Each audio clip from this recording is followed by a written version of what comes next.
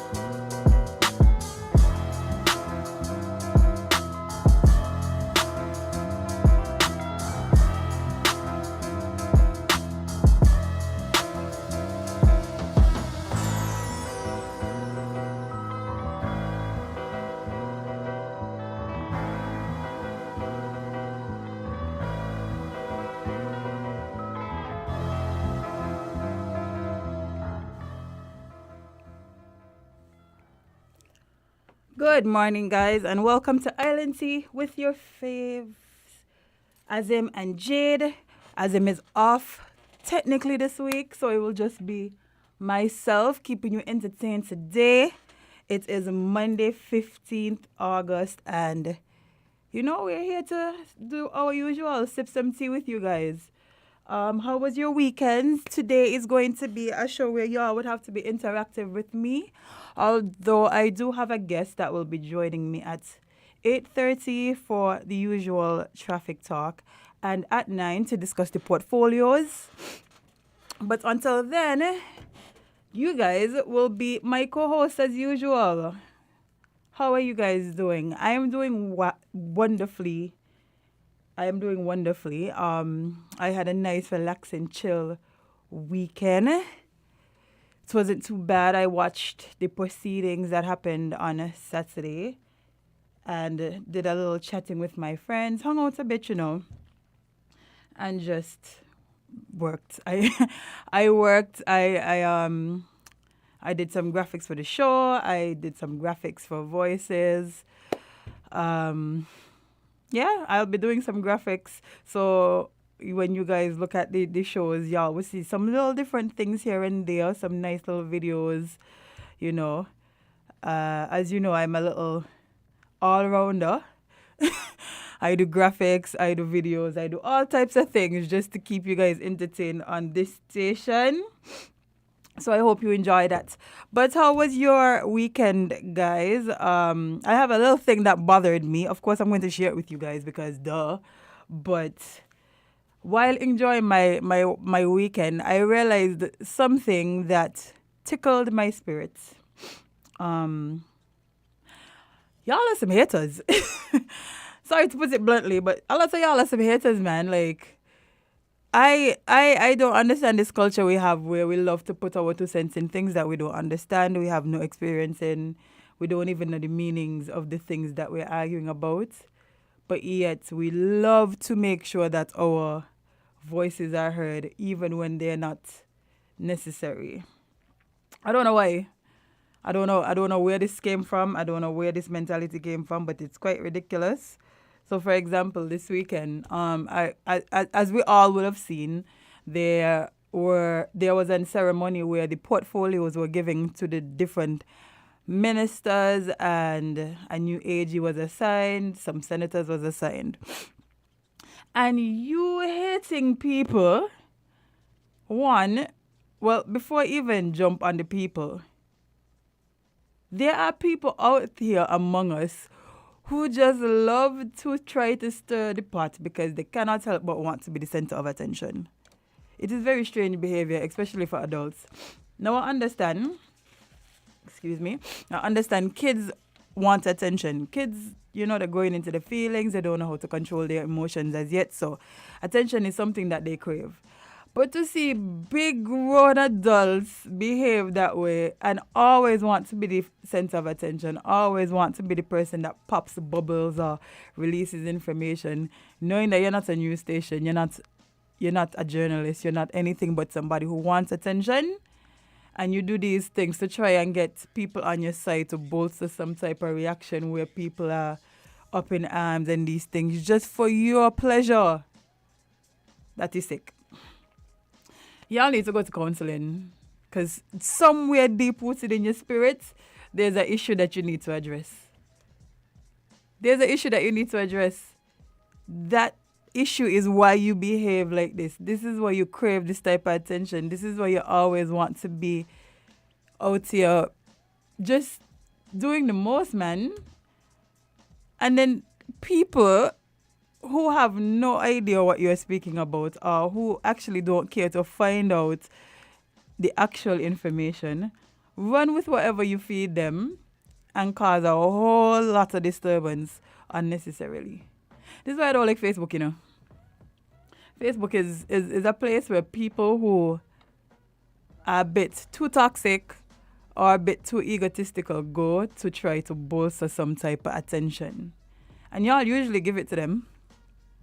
Y'all give it to them and then create this monster.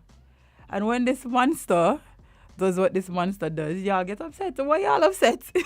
Y'all giving these people the power to do the things that they do. So why y'all upset? Now, the Attorney General was announced. Congratulations to Mr. Garth Wilkin. As I said, we'll discuss the portfolios a bit later. But this one in particular seemed to have you guys losing your minds. And I was so confused as why. So I was reading and scrolling and all of these things. And I realized it has nothing more to do with... It is nothing more than the fact that y'all feel like y'all are owed, or y'all feel like y'all are entitled to decide who gets what. Based on nothing but feelings. It's not based on any facts, research, anything that would say, okay, you know what? This is why I feel this way about this situation and it makes sense. Nope, it's just feelings.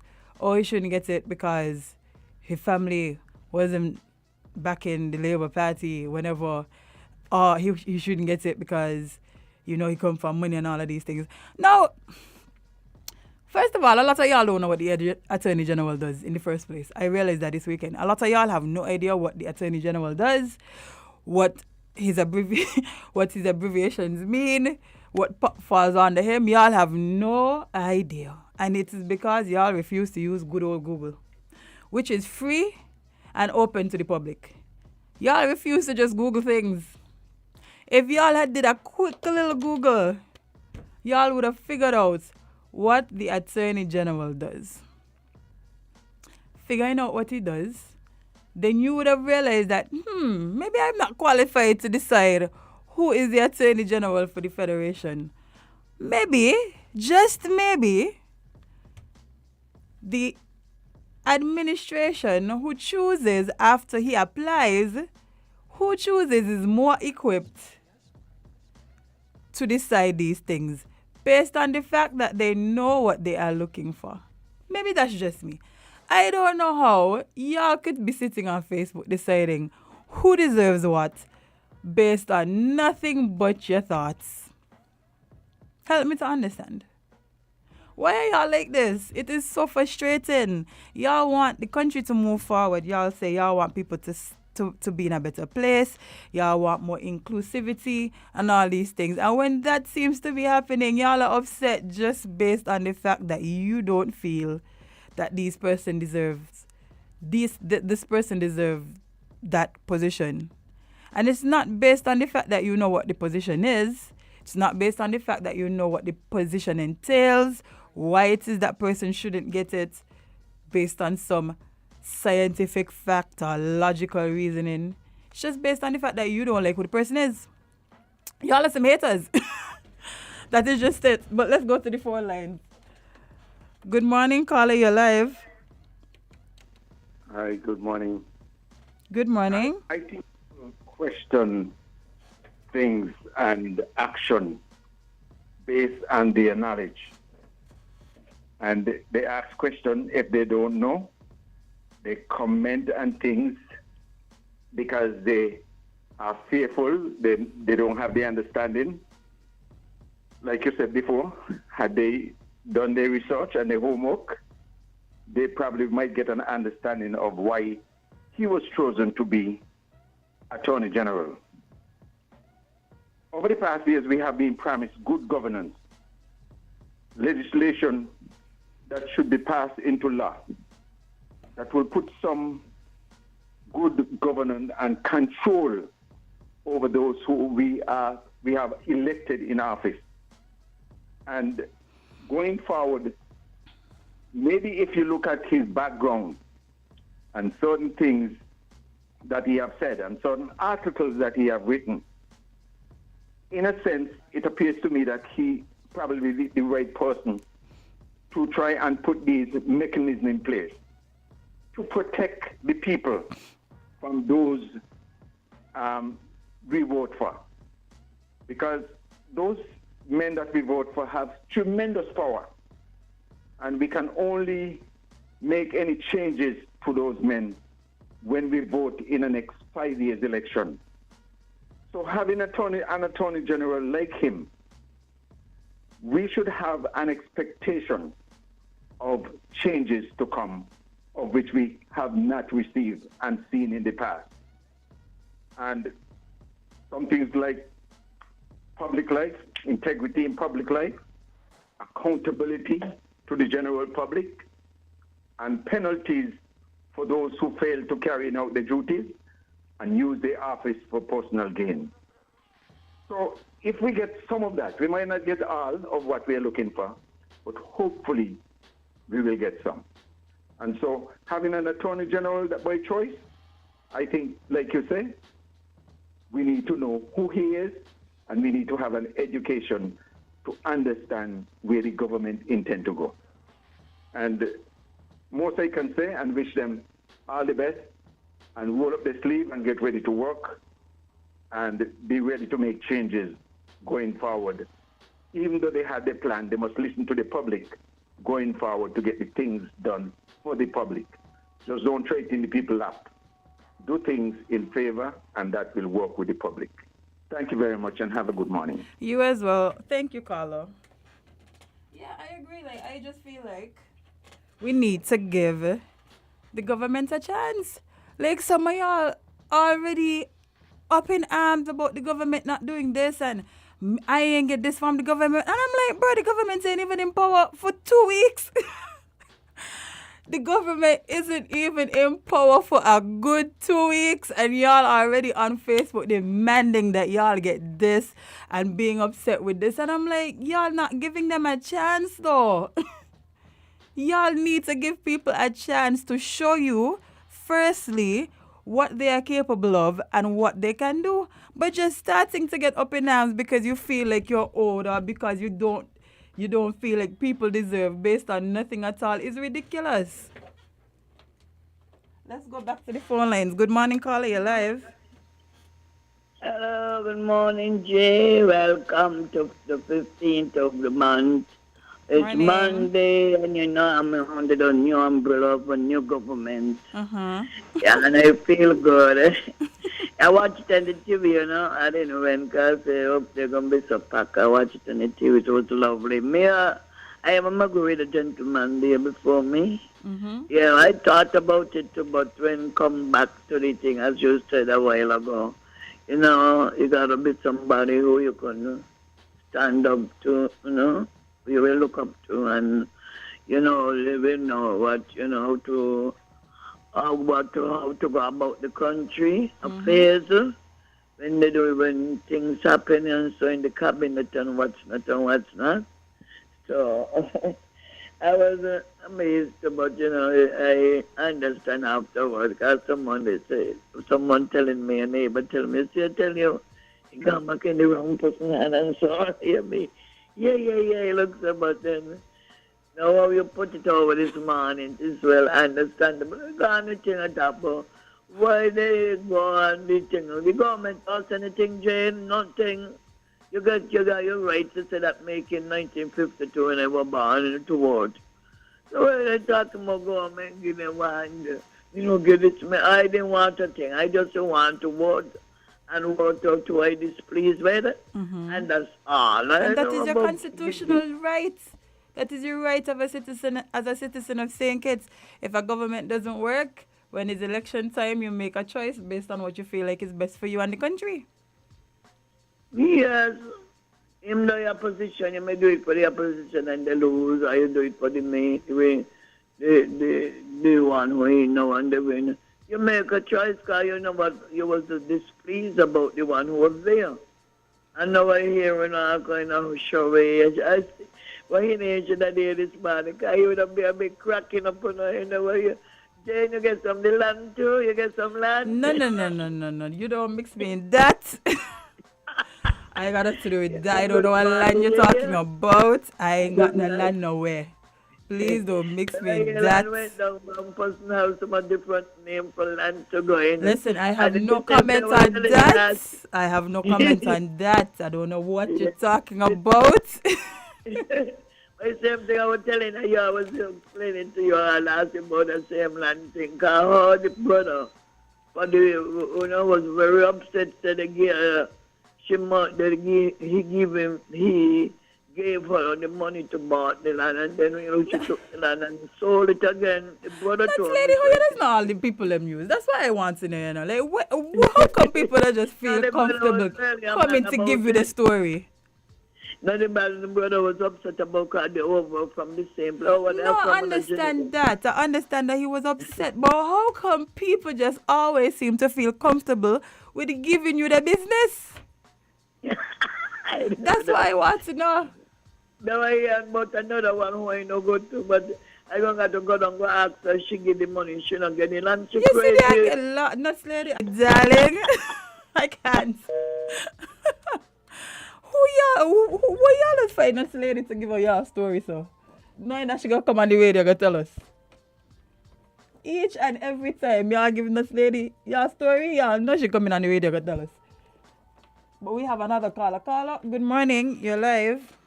Hey, good morning, Jade. How are we doing? Good morning. I'm fine. How are you? Man, you're giving God thanks. Giving God, I have a lot to be thankful for. I'm alive. Mm-hmm.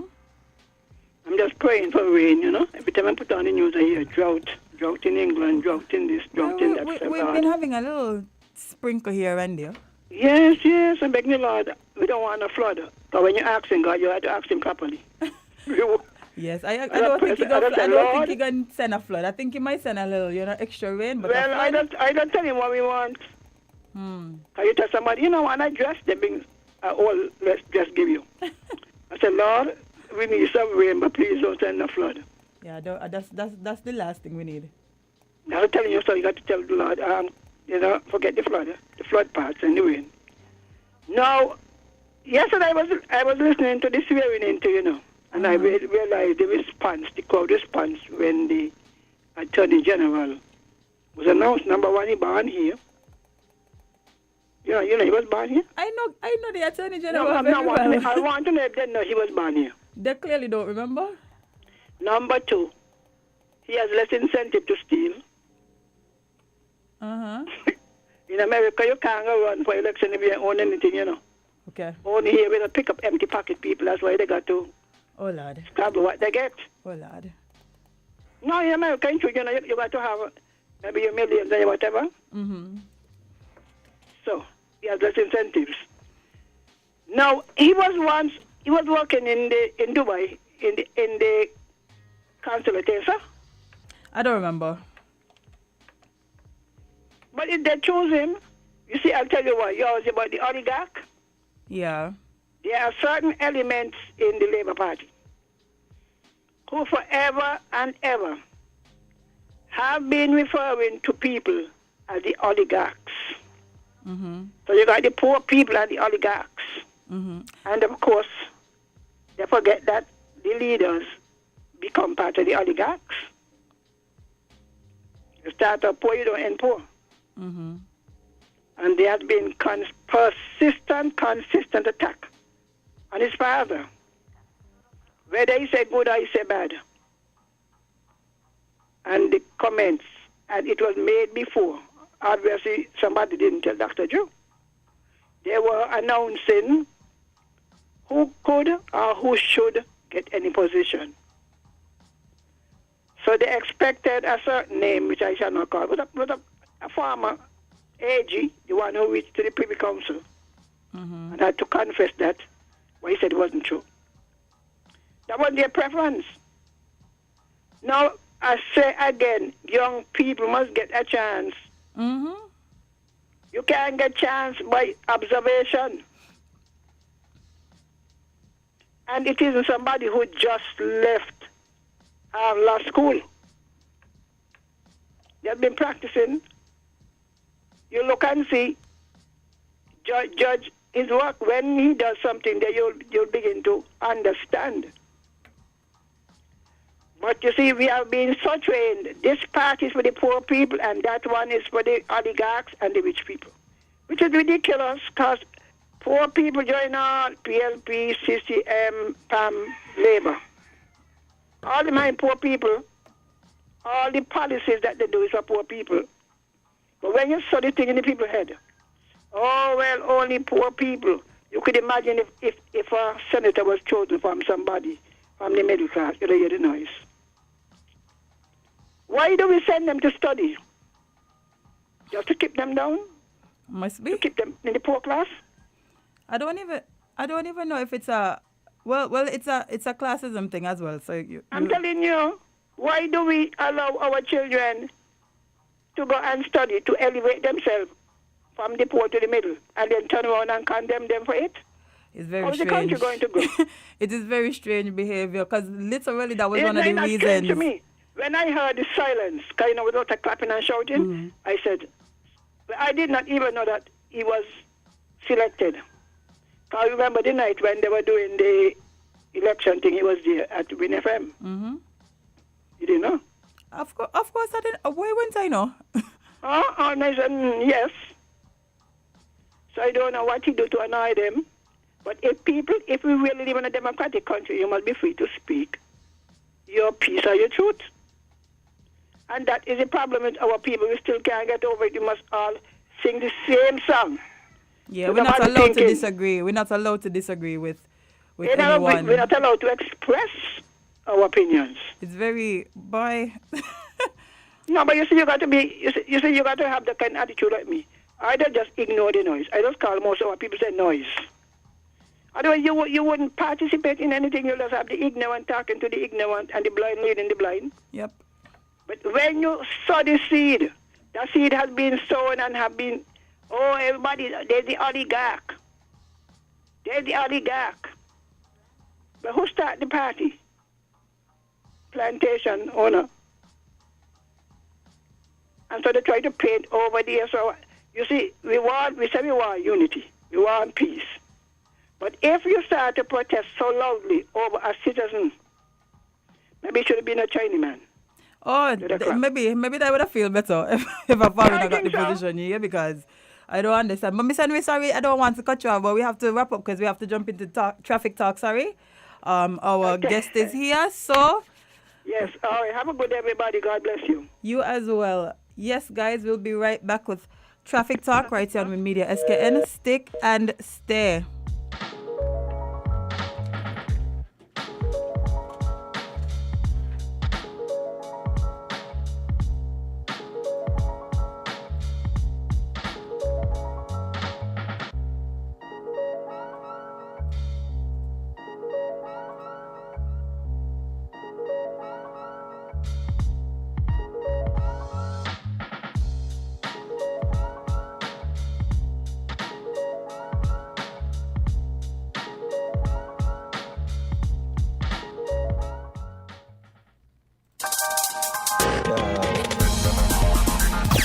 Different. We're 98.9. 98.9. Win FM. Protect your lifestyle with Caribbean Alliance Insurance. Dealing well with a low reputation and service for second to none. Securing you is our mission. People that you can trust, your business, property, we got you covered. Motor or personal, whatever it is, we got you covered. 130 years in this business, we've got you covered. For all your insurance needs, visit or call us at 465-2631 or 469-5303. Dealey Walwyn, people you can trust. Be careful on the road. Don't make it an episode.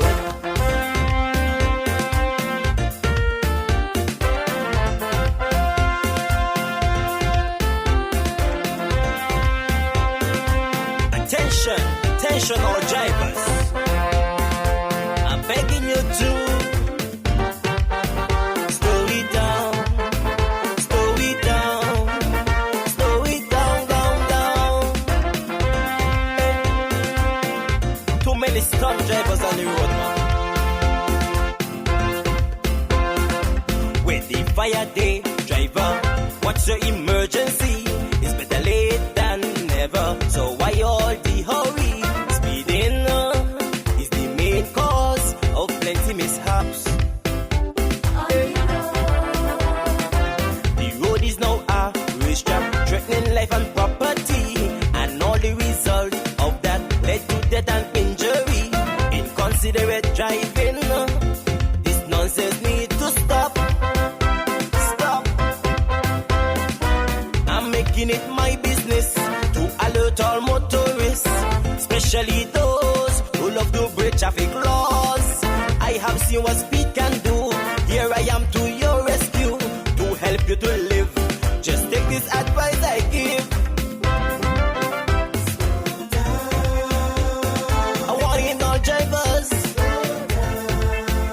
to take care of your passengers.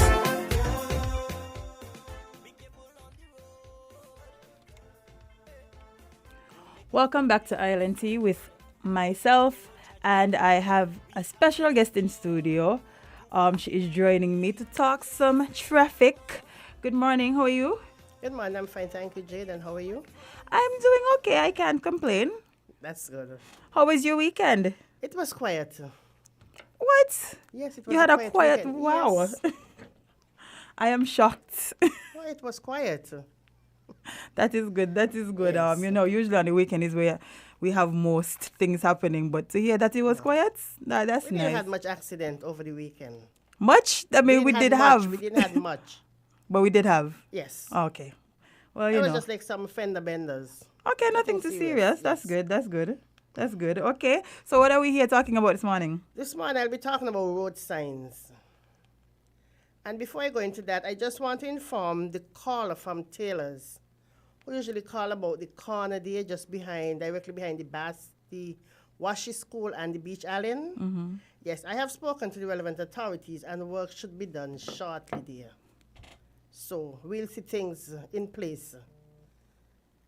And this morning I want to talk about signs. As I said, so signs will be put there and other stuff. And signs are placed in position or areas to regulate traffic control or to warn persons of hazardous place or things that the authority want persons to do.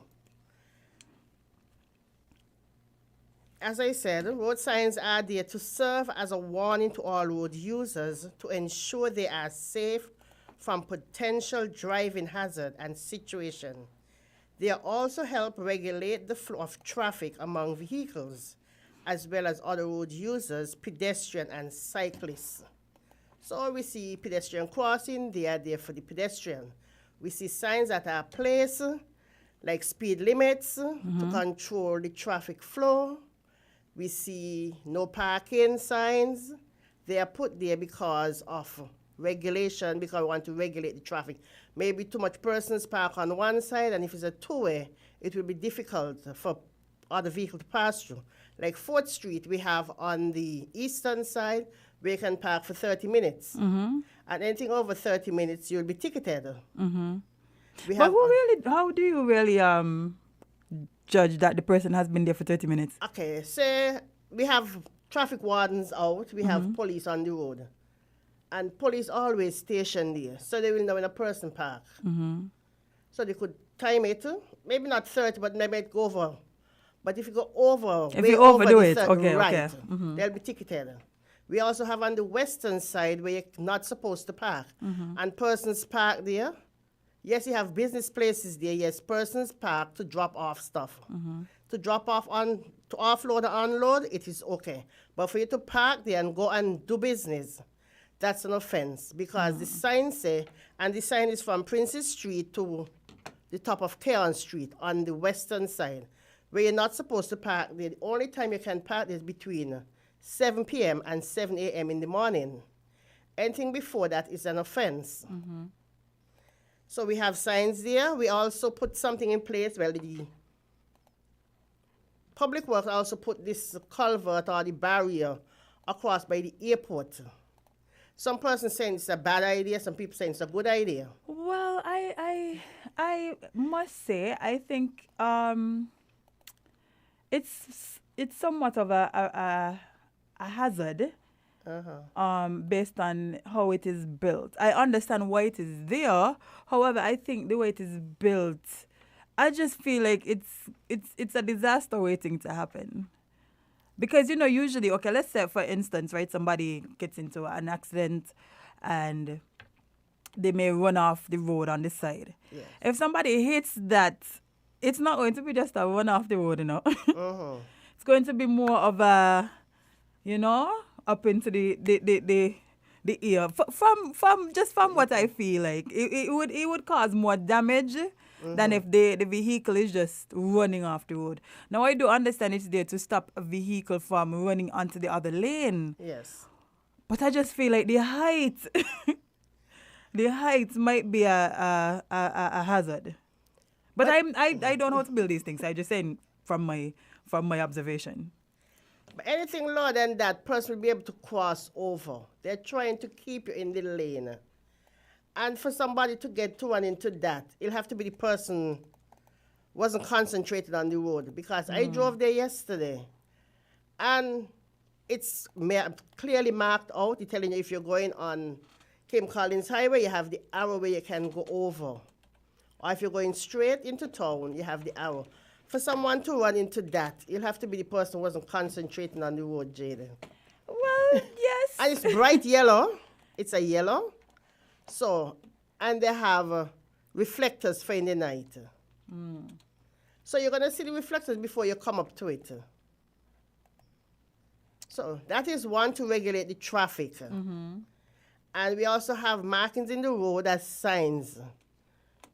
As I told you just now, we have the arrows telling you which direction you can go. We also have stop sign painting the road. We have stop sign erect. So all these are signs, and they are important. They are placed there to alert persons that you're coming up to a stop or you're coming up to a give way. So these are put into place to regulate traffic and to alert persons or drivers. Also, pedestrian. You have the crosswalk. Some person think it best, oh, the crosswalk is too far for me to go and cross. But that are there to save you. So if you see a crosswalk, it might be, just say an example, a mile away from where you want to go. You go and you take that crosswalk because you don't know what could be coming ahead. So you use the crosswalk. And we are having problems still down on the Bay Road by Rams. Some person are saying that the crosswalk down by the Social Security or by the museum is too far, but I can just cross over to go into Rams. That's also an offense. Remember, we have jaywalking. And you're going to cross close to a light. That's jaywalking. So it's best if you take the crosswalk and cross over. Yeah. So we saw recently that there was an accident, not to go back because I know we're talking about crosswalks, but I know we saw recently that there was an accident that did happen with that divider. Do you know why that may have been? No, I can't say. Okay. I can't say. I can check it out and I'll let you know, but I can't say what happened. But as I say, it got to be the person who wasn't concentrating. Maybe they take their eyes off the road, and sometimes you just take your eyes off the road and then, bam, an accident happens. So it's best when you're driving, you concentrate, you also drive for you and the other person. Is this something that will be implemented in other areas? I can't say. I can speak to Mr. Gilbert and have him come and say if they, you mean with the barrier, the divider? The divider. I don't know. I can't say, Jade. Yes, I'm asking persons, please, to adhere to the signs, especially when we have function going on.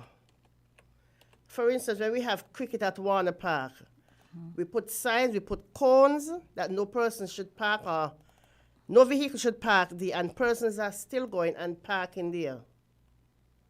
And then when your vehicle gets towed, it's a big thing. Oh, I see somebody park there and I went there to park. Too wrong doesn't make a right. If you see cones and you go between the cones, it's an offense. We put cones there to regulate the traffic. So when we put the signs say no entry or no parking, or we put cones that no vehicle is supposed to park, we expect the persons or the motorists to adhere to them. Okay, so somebody is saying in first world countries, they have moved away from solid barriers. PWD made the decision to put a big concrete structure in the middle of a highway, and now traffic police have to explain. Let me see if we have any other comments before I take this call. Okay, let's just go straight to the phone lines. Good morning, caller, you live? Good morning. Good morning. With regards to that dividing wall at the airport roundabout, I've seen roundabouts that do have raised surfaces from the road, but nothing as high as that. The only time you really need something, a barrier as high as that, is normally if you're traveling at great speeds, which you should not be at a roundabout, or you run the risk of opposing traffic coming. All right, and so it's a safety issue. And what that roundabout does, I mean, if a barrier was going to be put there, I would have thought it would have been something, much lower, or use what they call rumble strips, vibration strips, okay, which are used to basically tell you when you're veering off lane, okay. But as they are right now, I think it's more of a hazard than a help. Right? Unfortunately, how things normally go. It probably won't be removed. But I really think that they should have had another look at that. It certainly wasn't necessary to put a wall there. Just mark the lanes, put the rumble strips so that people know if they're edging over to the side. And actually, they had rumble strips there on the side of the roads, if you recall. Something like that in the middle would be just fine. But just a little hump, like a traffic policeman, but much lower, that, people would stay in the lane, or if they veer over to the lane, they would definitely know that they're doing something wrong. But not something as high as that. That's a hazard.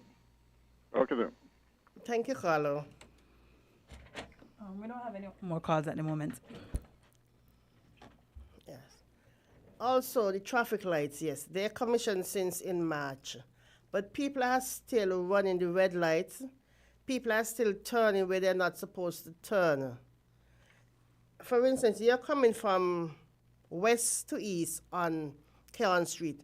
When you get to College Street gutter, you cannot turn right to go down. People are still turning. They say they're not seeing the sign, but the signs are right there before you reach the road. Even when you're coming from east to west, there's this sign there on your left, letting you know you cannot turn right to go up into College Street. So I say you got to be persons are not concentrating on the road, and people are still running these lights and still turning where they're not supposed to turn. So I'm asking the motorists, please, to adhere to the signs on the road. Understandable. We want people to drive safely, and we want to reduce accidents and stuff. We also want to be fair to the pedestrians. Yes. I also see a comment that says, I'll be honest, I think they're talking about the 30 minutes parking on 4th Street. Yes. They said, I'll be honest, I was there for less than 30 minutes. There was no traffic warden or police there, and I was ticketed. Person that was on site told her that, and her response was that I already written up the ticket. I challenged my ticket and won. We need more than a traffic warden or police word. So she's saying basically that she was there for less than 30 minutes and she still got the ticket, even though somebody explained to the person who wrote the ticket that she wasn't there for 30 minutes. And their response was that, well, I already written up the ticket. And so she challenged and won. I know people wouldn't really go for these ideas, but in the US or other countries, there are meters where you put like $1 in, and that tells you, okay, well, you have this 30 minutes, and when it is up, and then then the person parked there, or the meter reader would realize that, okay, this person went over the 30 minutes. I don't know what y'all could implement, but I do agree that going based, that's why I asked you earlier, what do they judge this 30 minutes on? Because yes, police are there sometimes, but it's not all of the time that they will be able to see each car that parks or each vehicle that is there, or be able to time each vehicle. So just going based on discretion, I think, is a little tricky when it comes to this sort of thing. Yeah, but I know traffic warden for sure usually be there. And police, I can say for a fact that police always on 4th Street. It's not one, it's two. One might be down to the bottom, one might be to the top. So there are police there. But I don't know what happened, as the lady said. However, she said she wasn't there for 30 minutes. And if that's how it is, well, that is wrong. Yeah. I agree. But we just have about 10 minutes left. Is there anything else that you want to talk about? Yes, I also want to talk to the children who usually ride pedal bicycle. They are not riding the pedal bicycle with caution. When they reach to a stop, they are not stopping. They're coming straight out on the road. Up to there, a lady called. She said only because of the mercy of God, because she said a bunch of children come out and stop. They didn't stop. They came straight out on the major road. And all she had to do was pull brakes. So I want to talk to the parents of children who have pedal bicycle. Yes, this is the holiday, and the children want to be up and down. But talk to them before you leave the house, especially if you go to work. Talk to them before you leave the house, because God forbid, you might come back and have to pick up your child, or you hear your child is in the hospital. You say, not my child, I left him home, or I left her home. So talk to the children before you leave to go to work. Make sure they take the talking to. That these things won't happen. Because he had a child a day, went around the island for a motorcade, from all the way Marley knew. So he went right around, because I think they went from east. And when he reached in town, he got into an accident. I sure the parents didn't know he was in town. Oh dear. Yes. He tried to beat a car which was turning, and the vehicle struck him. Yeah. That's unfortunate. And yeah, we do need to be more vigilant when it comes to kids and the bikes, and the kids need to be more vigilant when it comes to Yes. the traffic. But let's head back to the phone lines. Caller, good morning. You're live. Good morning. How are you today? I am fine, and I'm sure the Right. officer is doing fine as well. Yes, I am. Good. Is the officer able to take my suggestion and input? Sure, I am. Good. Great. Good morning, Sergeant. How are you today? I'm fine, Sergeant thank Henry? you. Great. I do know, and most of us who understand what it is you all come on the radio on Monday and when they speak about is of good intention, and all you're trying to do, whatever best it is, to at least make the road safe and pedestrian and chauffeurs. Speaking about what you just mentioned, this is ongoing. I'm a cyclist, and I've heard this echoed for almost 2-3 years about these young children riding bicycle in the street. And he's doing what you just mentioned there. I've always done and continue to do. I do not know what measures are going to be put in place to correct that, or to remedy that mistake and continued ignorance that they are doing. However, the traffic lights, which of course we speak about people turning wrong and is running the light, it is by time or you could consider getting cameras to install to at least remedy that. Roundabout at the airport, I don't see nothing wrong with this strip of concrete. And it's making it safe for me and anyone else who think that they can dodge and go on the ingoing or oncoming lane because we think that we want to get out before the others. But what I believe can be implemented is to highlight that strip of concrete or change the color of paint, because at night, if you don't know it's there, Sarge, you can run into it. Just think of it. If you don't know it's there, you can either highlight that piece of concrete, that strip of concrete, change the color of paint, or put highway reflectors in it, so immediately when you approach them, you can see it. It's just a matter of a suggestion that I think can help.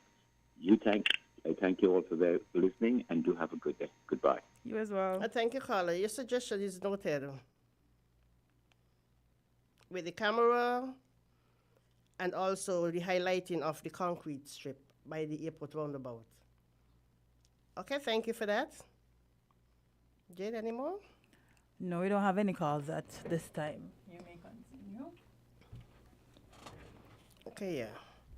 So we know CPLs should be coming up shortly. So we usually put things in place when we have cricket.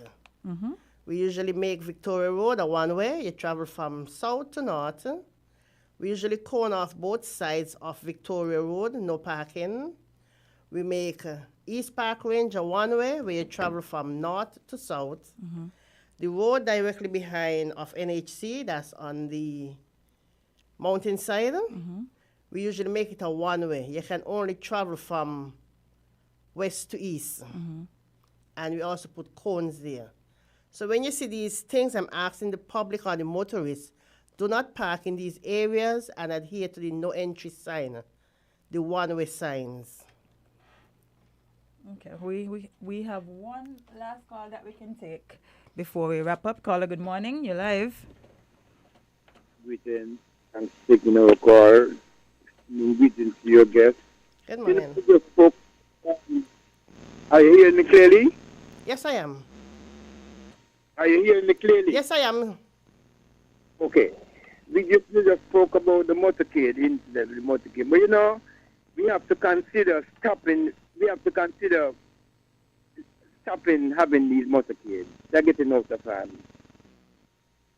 At one point, both sides of the road was blocked. You know, I was in the motorcade, and I see a lot of things that, are very crazy. So, and then we are increasing in numbers in vehicles, We have to consider stop that these motorcades be no more. We have to find another way to celebrate during these political whatever.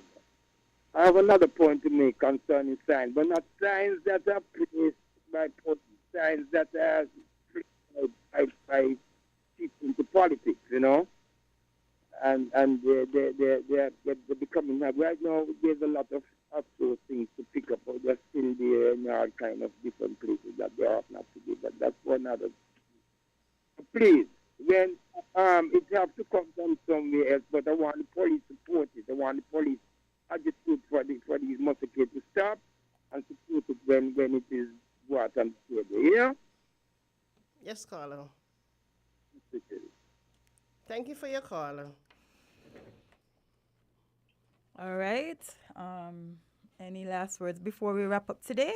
I just want to thank the Baldwin for sponsoring this show. I want to thank the callers who have called in, give their suggestion, observation, and your concern. Without you, this show would not have been successful. So I just want to thank you all for having me here this morning, and I hope you all adhere to the signs and the regulation that are in place for the traffic. Thank you. All right, guys, we'll be right back with more Island Tea. Stick and stay to Win Media SKN. Azem, leave you alone this morning. We're different. We're 98.9. 98.9. Win FM. Be careful on the road. Don't make it an episode.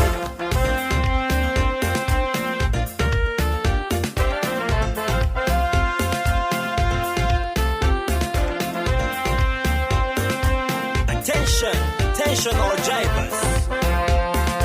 I'm begging you to slow it down. Maybe it's the way the brilliant gold liquid reflects our sunshine, or how the bright blue of its label mirrors the clear Caribbean skies overhead. Maybe it's the fresh, crisp taste of this beastly cold beer on a scorching hot day. Maybe it's even the way it brings us all together. But one thing is for sure, Carib is very much a part of who we are wherever we're from in the Caribbean. Carib, it's the way we play. Drink responsibly.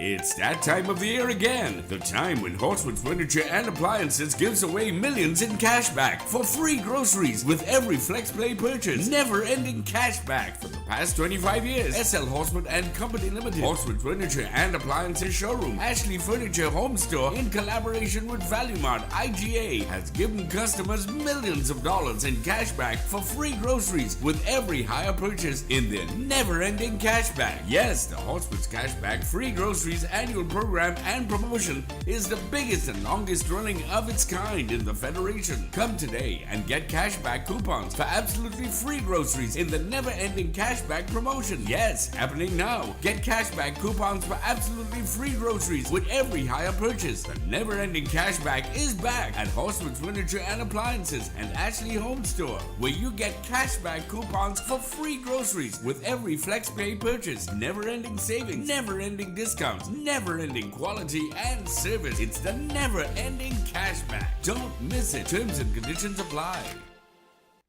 This is Chris Gale, the Universe Boss. Get ready for something new. The 60s T10 cricket tournament taking place in St. Kitts this year from the 24th to the 28th of August. Huge power hits and all the CPL teams taking part in exciting new innovation to the game. Come and see me and all the stars playing at Warner Park. For fixtures information and to buy tickets, visit 60cricket.com. Experience cricket power game at the 60.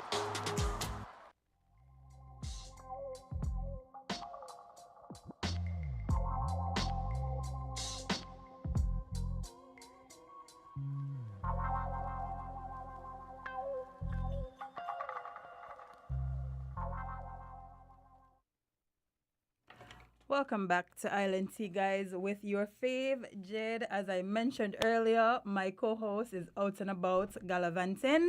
So I will be holding down the fort today. And we have a special guest, honorary fave by now because he's been here so many times. Mr. Peter Miller is back to talk cricket with us. Good morning, Peter.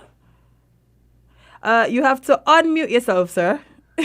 I don't know how I managed to mute myself again. Hello, Jade. How are you? I'm fine. How are you, sir? I'm excellent, thank you. Yeah. I'm wearing my Chris Gale branded merchandise. Are you just trying to flex on us? Well, no, it's for a reason. I'm here to talk about the 60. Okay, He's a 60 host. So, right, when I came and spoke to you and Azem the other day, I said there might be some big news coming, and I thought I'd come and tell you about it first. So basically, you guys already know, I'm sure, that the 60's coming. Lots of adverts, lots of Chris Gale telling you all about it. We've already said that it's going to be three women's teams, 3 men's teams. We're going to be doing cool stuff for the kids, all this really exciting stuff. But the lead sponsor for the 60s, a brand called Sky Exchange. And they've come up with a plan. And what they want to do is they want to do the Sky Exchange cash drop. Right? So for every single game of the 60, and there's 19 matches, they're going to give $500 to someone in the crowd. Sorry? So that's $500 for every game. In the there's crowd? up to 4 games a day. So I just have to be down in the crowd? Down in the crowd. Potentially $2,000 a day. Yeah. Well, up to almost $10,000 being given away across 5 days. So what we're going to do is, for the people who are in the crowd, there's going to be a Sky Exchange cash drop moment, and you need to make yourself known in the crowd, wave your arms, dance around, draw the attention of the TV crew, and one of those people will be picked, and one of those people will walk away with $500 cash money. Every game. Not just once a day, every game. So that's 19 times they're going to do this. Now, bearing in mind, tickets for the 60 start at $5 for the first day, right? It's not a bad investment, is it, to come along and potentially be given some serious cash? I'm already thinking about how I'm going to do this. You know, I might have to pull my shirt off, my CPL shirt, not my actual shirt. I was going to say that's quite no. Whoa, Peter, whoa. Just pull my CPL, because, you know, I don't want him to be like, no, she can't wear, she got a CPL shirt. No. I want to be a part of this. $500 you say? $500 per match. Per match, up to $2,000 a day. So I thought I'd come on and I'd tell you about it. So not only is there going to be world-class cricket, not only are you getting up to 4 matches a day for the price of your ticket, and on top of that, you've also got the potential to win some serious money. So yeah, only criteria for entry is buying a ticket, coming along, dancing around, making yourself known. We're going to make it really clear on the big screen and everything else that this is coming up, and we want people to come along and win this money. You know, it's there, it needs to be given away, and the people of the St Kitts have the chance to do it. So this is their opportunity. Really looking forward. I'm excited to see what people. I mean, the people in Warner Park are crazy anyway, right? Listen, we've seen from past matches how they can get. So I think they could come up with some creative ways to get the attention of the cameramen to win this money. And I'm excited to see what they come up with, honestly. I am very much looking forward to seeing what they come up with. It could be really quite exciting. So yeah. Oh, and then also the other bit of news is the actual box office opens on Wednesday. Wednesday the 17th, box office at Warner Park is open. I know lots of people want to go and buy their physical tickets. So there's not the same restrictions that there was last year. Everybody's welcome. Come along, buy your tickets. Let's pack out Warner Park for this brand new tournament. Let's show everybody that St Kitts is the place where this should launch. Perfect ground for it. Great cricketers. Adopted Kittian Chris Gale as host. Trophy named after him. I've got the Jamaican flag on this hat if you're watching, but I should have got. There's one that's got the St Kitts flag. Yeah, that's the one that you should have grabbed. Well, you know. Next time. But yes, the 60 does start next week. Next week, I haven't got to say the dates. It's 24th to the 28th of August. Yes. So, kicks off on the 24th. I arrive in St Kitts on Wednesday. This Wednesday? Very excited. Wednesday the 17th. Oh, wow. The same day the box opens. Yeah. Okay. I leave home tomorrow morning. This is my last day at home. So I'm using up some of my last day with my family to talk to Win FM on the radio. That's how excited I was about telling people. I mean, listen, coming here to give people good news, like winning $500 per match. I know they understand. Yes, it's very exciting. Very, very exciting. So we're really looking forward to it. So tickets are on sale at 60 with a 6 cricket.com. So 6ixty cricket.com. Box office open on Wednesday, and we want to see the crowd packed out, enjoying this brand new, really exciting format, really cool innovations, and money. And money. You spend $5 you may win $500. Fair deal. Well, that's the starting price. So the tickets go up a little bit from there. Yeah. But if you at the end of the day, you're still winning something amazing, because everyone could do with $500 extra. I mean, I could always do. Listen, I've never not wanted extra. Well, at the end of the day, it doesn't matter. It doesn't matter how much you're not driven by these things. Money's money, right? And it's good to have it. So hugely generous from Sky Exchange. Yep. Really, really cool thing for them to be doing. Shout out to them. Shout out to them. Massive shout out to them.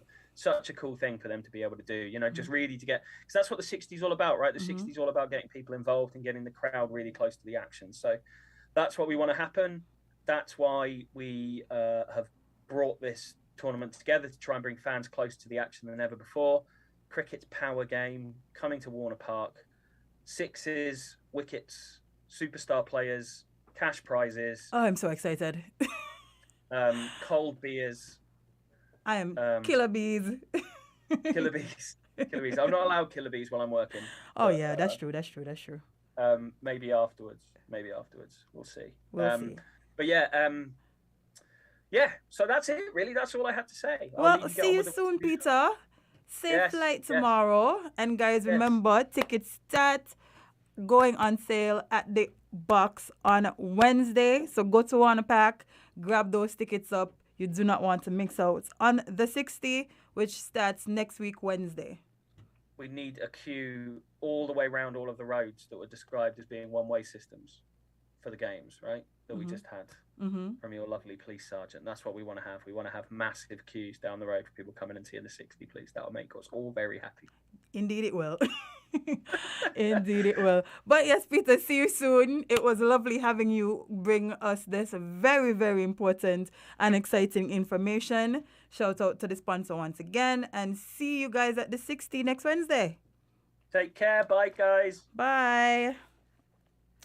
There you have it, guys. Some very, very exciting news for you. As I mentioned earlier, that I will have a guest joining me. He is in studio now to talk some portfolios as we saw those being handed out on Saturday. So let's jump right into that. Good morning, dear sir. Good morning, Jabari. How are you? Top of the morning. I'm good. You sound fresh. That's good. Well, firstly, I'm over here. I can see you well. Oh, and the camera is over here as well, so the people need to see you as well. Gotcha.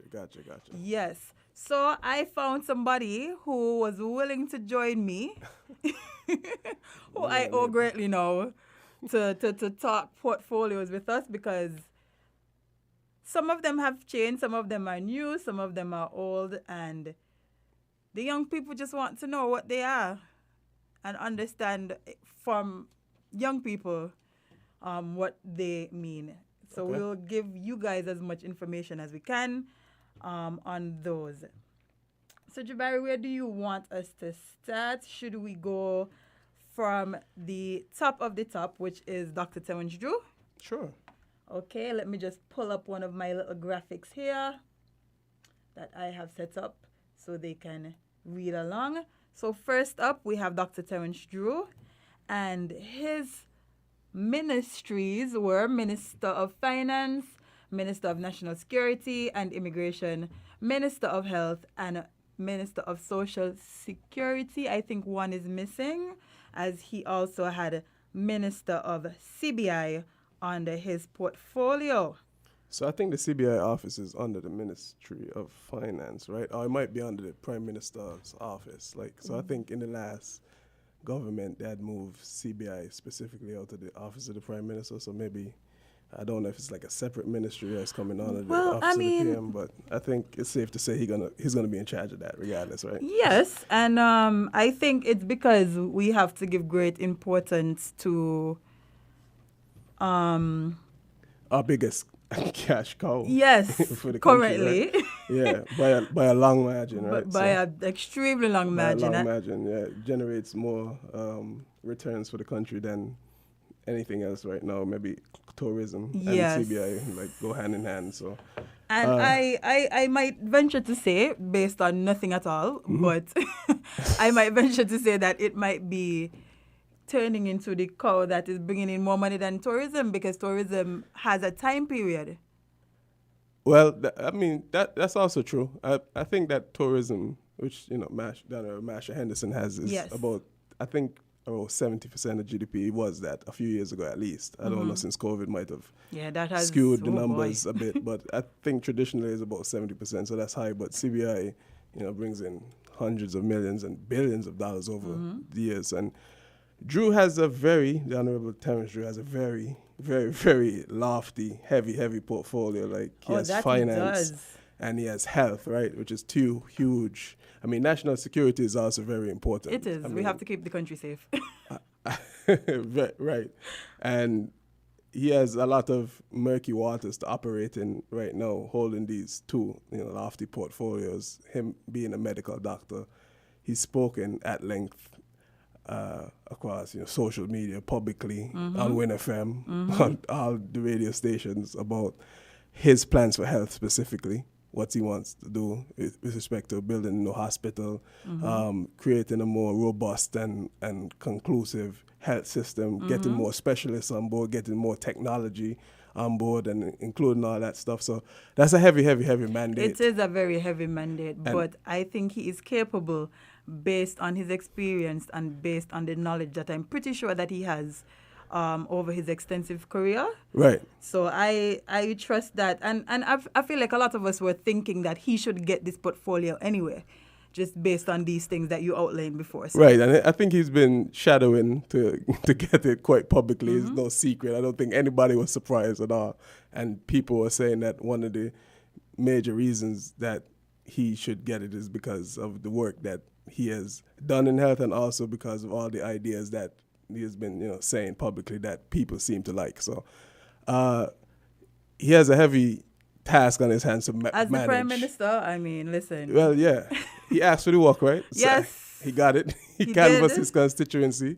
He went on public platforms asking the people to give him a chance. They did so, rather overwhelmingly. And he has a responsibility to himself, I guess, to his government and to the people, first and foremost. I should have started with that, to deliver on the promises that he made with respect to health and finance and a bunch of the other things that come under his portfolio. So, hey, he signed up for this.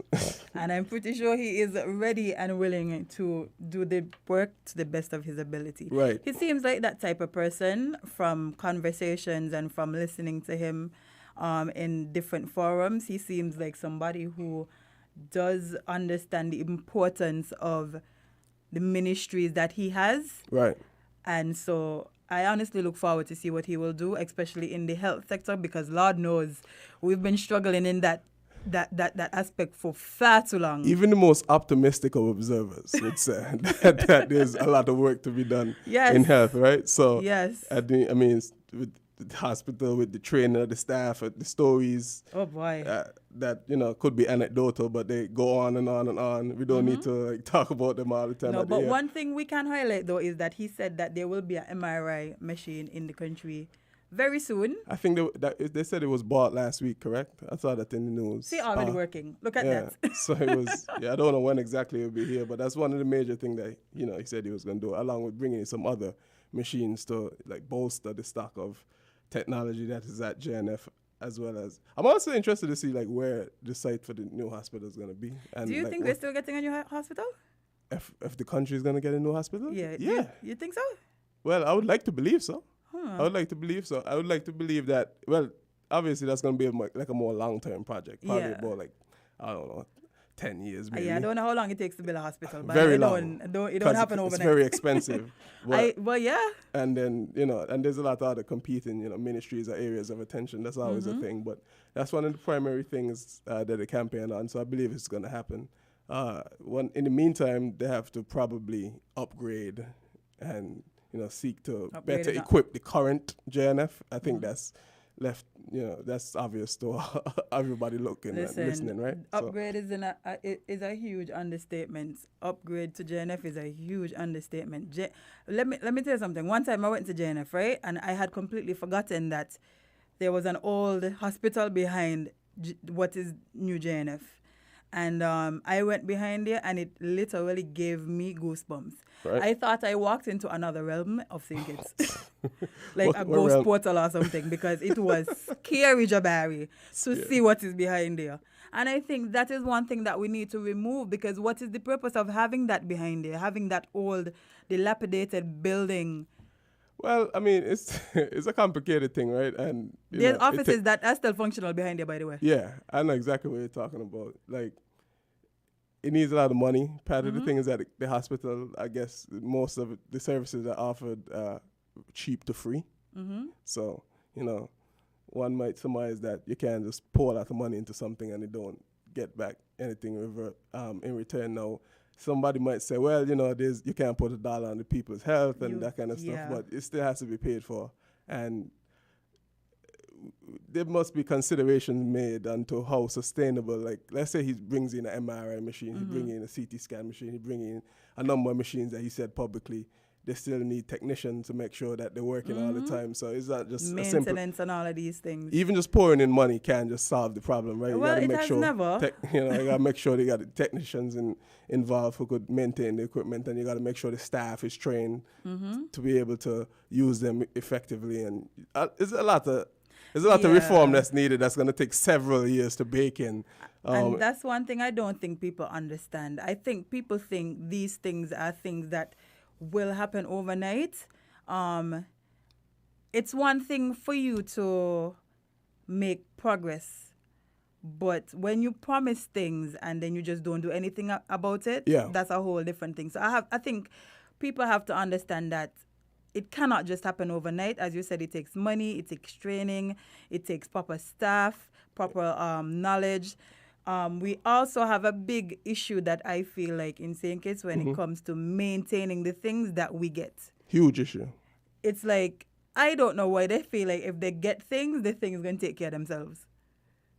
That never works. That has never happened. In any situation. Any situation. In any situation, especially not the country, right? No. So we need to, yes, get things in place, but we also need to get the people in place to take care of the things that we get. Right. I also want to see them remove that junkyard of I don't know what it is exactly, but I know when you walk into the waiting room, there's this little cemetery where the equipment goes to die.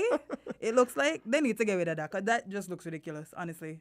It needs a lot of work. And then we've been talking about health for a while. I mean, finance is like obviously a huge portfolio. You mentioned CBI, which is currently under existential threat. That I don't think the debate has gone on enough. The EU moved to get a bunch of the Caribbean countries recently to just do away with the CBI programs, which we started off talking about. But obviously that's going to put a huge dent in whatever we do here. So managing that aspect, advocating for it on an international level, is going to be important, especially if, the regional governments, as it were, could perhaps come together and do something about it in terms of advocacy. That would be great as well. But we can't continue to act like the CBI is like a bottomless well that will never run dry for the end of time, because obviously there's things that are going on in the greater legislative world to move against it, right? So we got to be able to make sure that we could put the money while we're getting it to good use, to where we could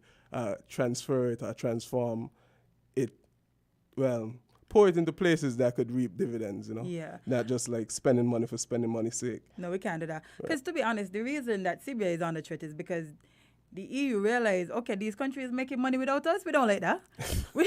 They're making way too much money. They're not depending on us how they used to depend on us.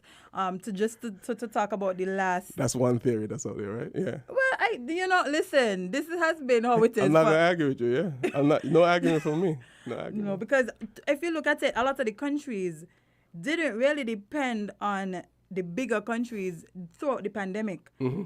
So if you are the EU and you are accustomed to these little countries in the Caribbean coming to you and saying, okay, we need money to help with this and we need money to help with that. And one of the biggest threats to the entire planet happened. And a lot of these countries didn't run to them. They're looking at us like, well, where they getting all this money from? So they're trying to bully us. That could be part of the I reason mean, why. listen, they do have a history of. Yeah, that is true. So, I mean, it's clearly under threat, and we got to know what we're doing in terms of turning the money into something that could transform our economy into something that is viable in the long term. Also, he has Minister of Social Security, and if that's another huge one, because it seems as though like the Social Security fund is, dwindling. I saw an article from Barbados just a couple of days ago. Somebody shared that said that their Social Security fund is set to run completely bankrupt in like about 12 years. You know how crazy that sounds? Yeah, I know. And then there was one that came out, a report that came out of our Social Security fund, I think it was in 2020, stating that we pretty much doing, I don't want to say just as bad, but pretty bad as well. We on a scary path. A very, very, very poor trajectory with respect to that. Yeah. And we, if the money run out, there's going to be a lot of, what is it, weeping and gnashing of teeth and all that type of stuff.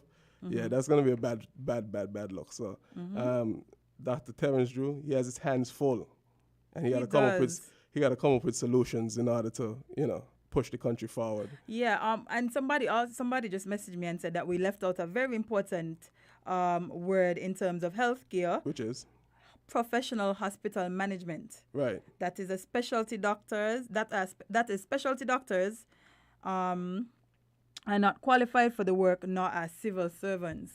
Right.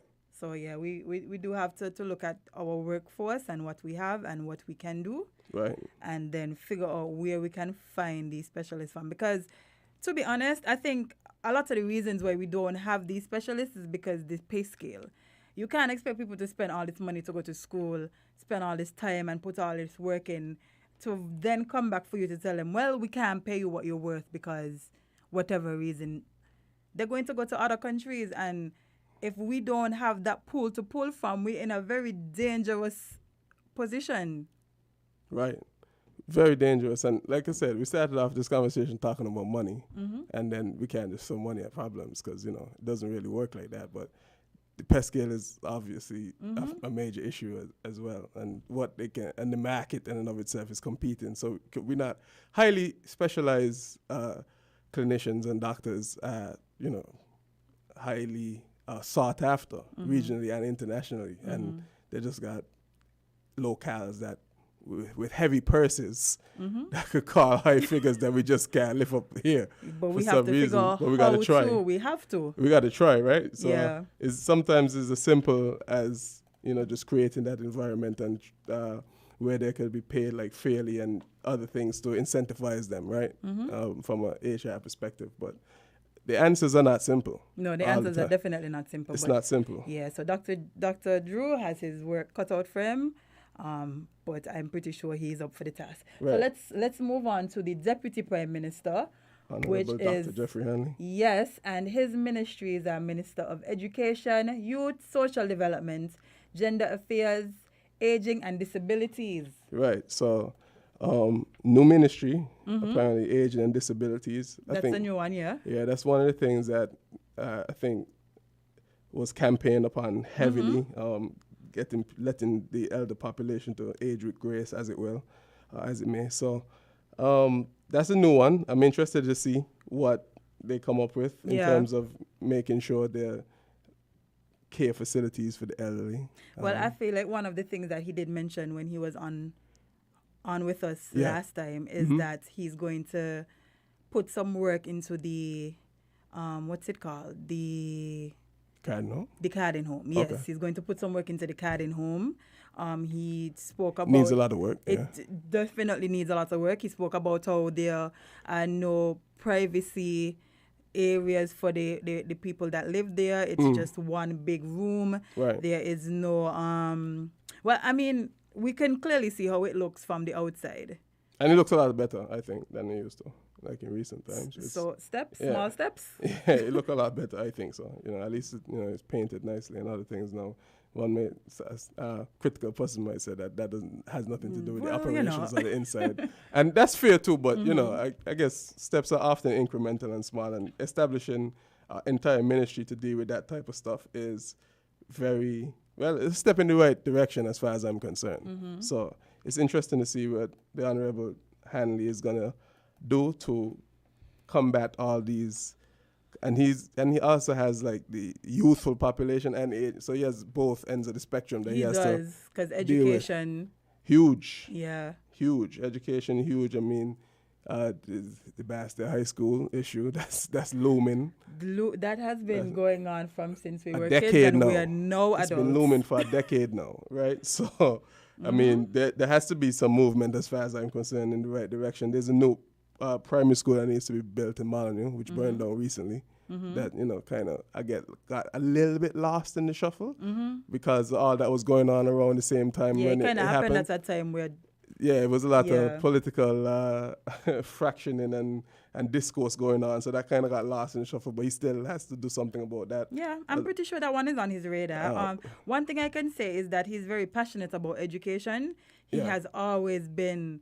he's an educator. He is. Yeah. So, he has always spoken about how he would like to take over this ministry and the plans that he has for this ministry. So I am very sure that the ministry is in capable hands. Right. As for him being the deputy prime minister, I guess I in one of my group chats I already figured that he would be. Like this was one person that I was looking at saying he might be the person that they would give this position to. My choices, my guesses were either him or Congress. Right. So, I agree with that. And then, again, education is a huge thing. He's spoken publicly about like turning the CFBC into a university. And they also removed making it free. The fee for right. Yeah. Yeah, and then there's a lot there to be said with respect to training our population, our youth population, into a 21st century work environment. And what does that look like? Is our method of teaching, is our method here the best for a 2022 student? There are a lot of questions about the technical and vocational skills, to which I think everybody agrees that we need more of, but I don't think there's been sufficient thrust in that direction legislatively. There's also questions about simple stuff about the age to which people are required to attend school. Here it's 16, right? And then other jurisdictions, other countries, it's 18. And you mean college? To attend school. I think school, because you could leave school or fifth form at 16. You mean when you could leave? Right. Okay. So I think there's questions about like what can a 16-year-old with a high school degree offer to the workforce in 2022? You know what I'm saying? Yeah, I think we need to start to really put focus on the more important subjects. Like, for instance, myself and Azem often talk about the fact that instead of teaching students financial literacy and all of these important things that actually help them in the workforce, they teach them cursive. So cursive, right? Yeah. We need to. Do they still do that? Yeah, up to. Okay, I remember learning cursive. And have you 90s. used it since? I don't like. Okay. Nothing like over a decade, probably. Yeah. So we need to. I think my signature is in cursive. Well, I mean, most of us. I feel like that's it. But then I know that simple things like financial literacy is things that you would have to use on a day-to-day basis. Yeah. So I feel like it's time for us to move away from things that do not serve a purpose in the real world. And we could do it. Like we could do it easily. A lot of times people act as if it's like a super hard thing to do. We don't have that many schools, in the country. So we and I'm not saying it's like a simple thing, like we're going to get up today and ain't going to change tomorrow. I'm not saying that whatsoever. of But course like, if we can't do it with the amount of schools we have, which is not that many, Mm-hmm. then I don't know who can. Like, way bigger countries with way bigger population, way more schools, more complications in their education system have been able to transform their sector to meet the demands of a 21st century student, or the 21st century workforce, right?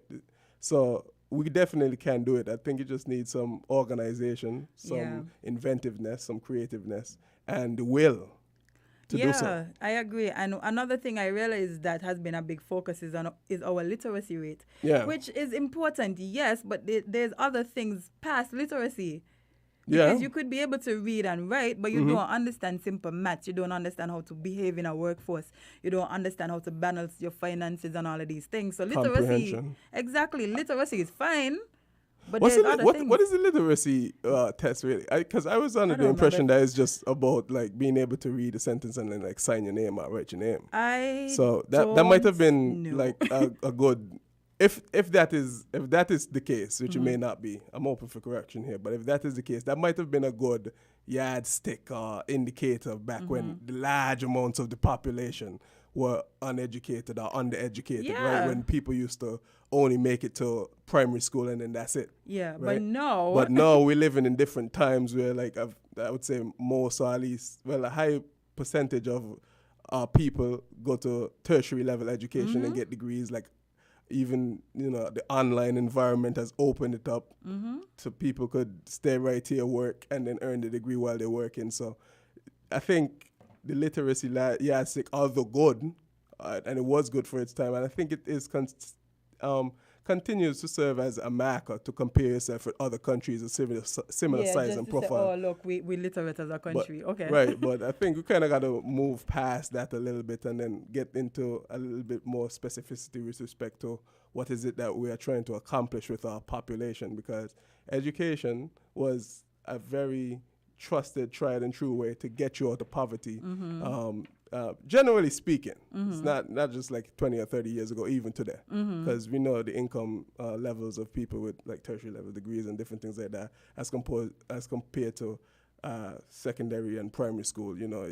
It goes straight down accordingly. So we understand that, but we need to get a little bit more focused, I would say, with respect to what is it that we're trying to accomplish and what is it we're trying to emphasize with our workforce and our young people. Yeah. So I'm interested to see what the Honorable Hanley has in store for the people. But Jabari, we just have to take a very quick break and then we'll come back with more conversation. So stick and stay, guys. We'll be right back. Feel the magic happening. Campari. Taste. Something incredible happens when Campari is mixed just right. Like Campari and orange juice poured over ice. Taste it. Try it tonight. Bitter, sweeter, better. Campari. Must be 18 years and older. Drink responsibly.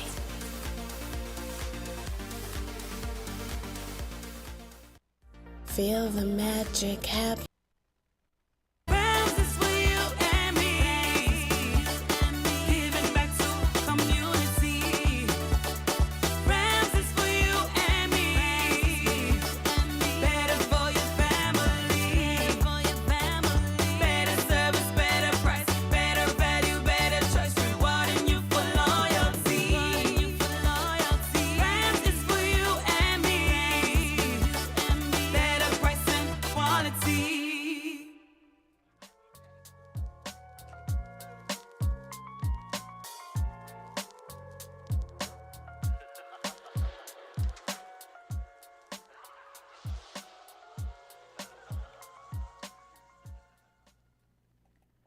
Welcome back to ILNT, guys, with your fave, Jade. Azem again is out hiding from me this week, so I'm having a week of special guests, and my guest today is Jabari Trotman, who is here to discuss portfolios with me, as we saw them being handed out this weekend. Somebody made a very interesting point, I think, Jabari. They are saying that he thinks that we are downplaying the funding requirements for CFBC. We can't want it free and at the same time hope it's advanced.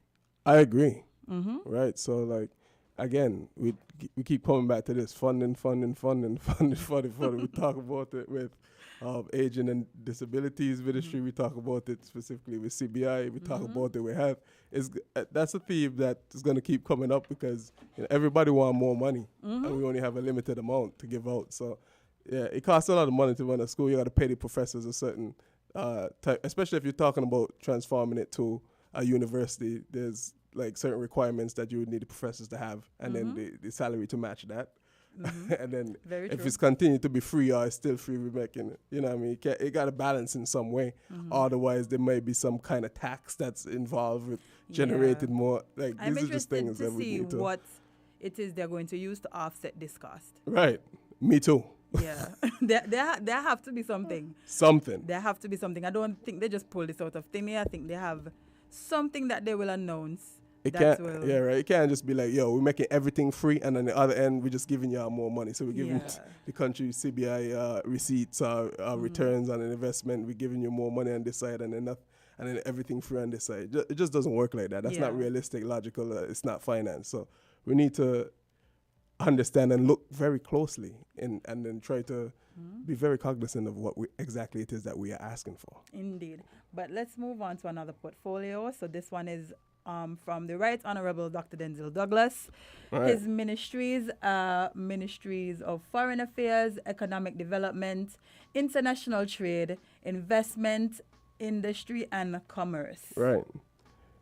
Heavy stuff. Yeah. I think this is the first time that there's a Ministry of Economic Development. I can't recall that ever being Let a me thing Google before. what that one means. Right. So that probably is the first timer as far as I can recall. And of course, foreign affairs is a very heavy one. Trade, investment, huge, right? So we started off talking about earlier, like tourism and different things like that. And there's been, honestly, explosion of, like, say, hotels and different things like that over the past few decades. So foreign direct investment is critical to our country moving forward and creating jobs and being more sustainable. Yeah. Industry and commerce. I think Jade talked too. We was talking a little bit about before offline about consumer affairs and where that lies. That may lie within industry and commerce. I don't think that's so. Spelled out specifically. Yeah. But I think as time passes, we would get a clearer understanding as to what exactly.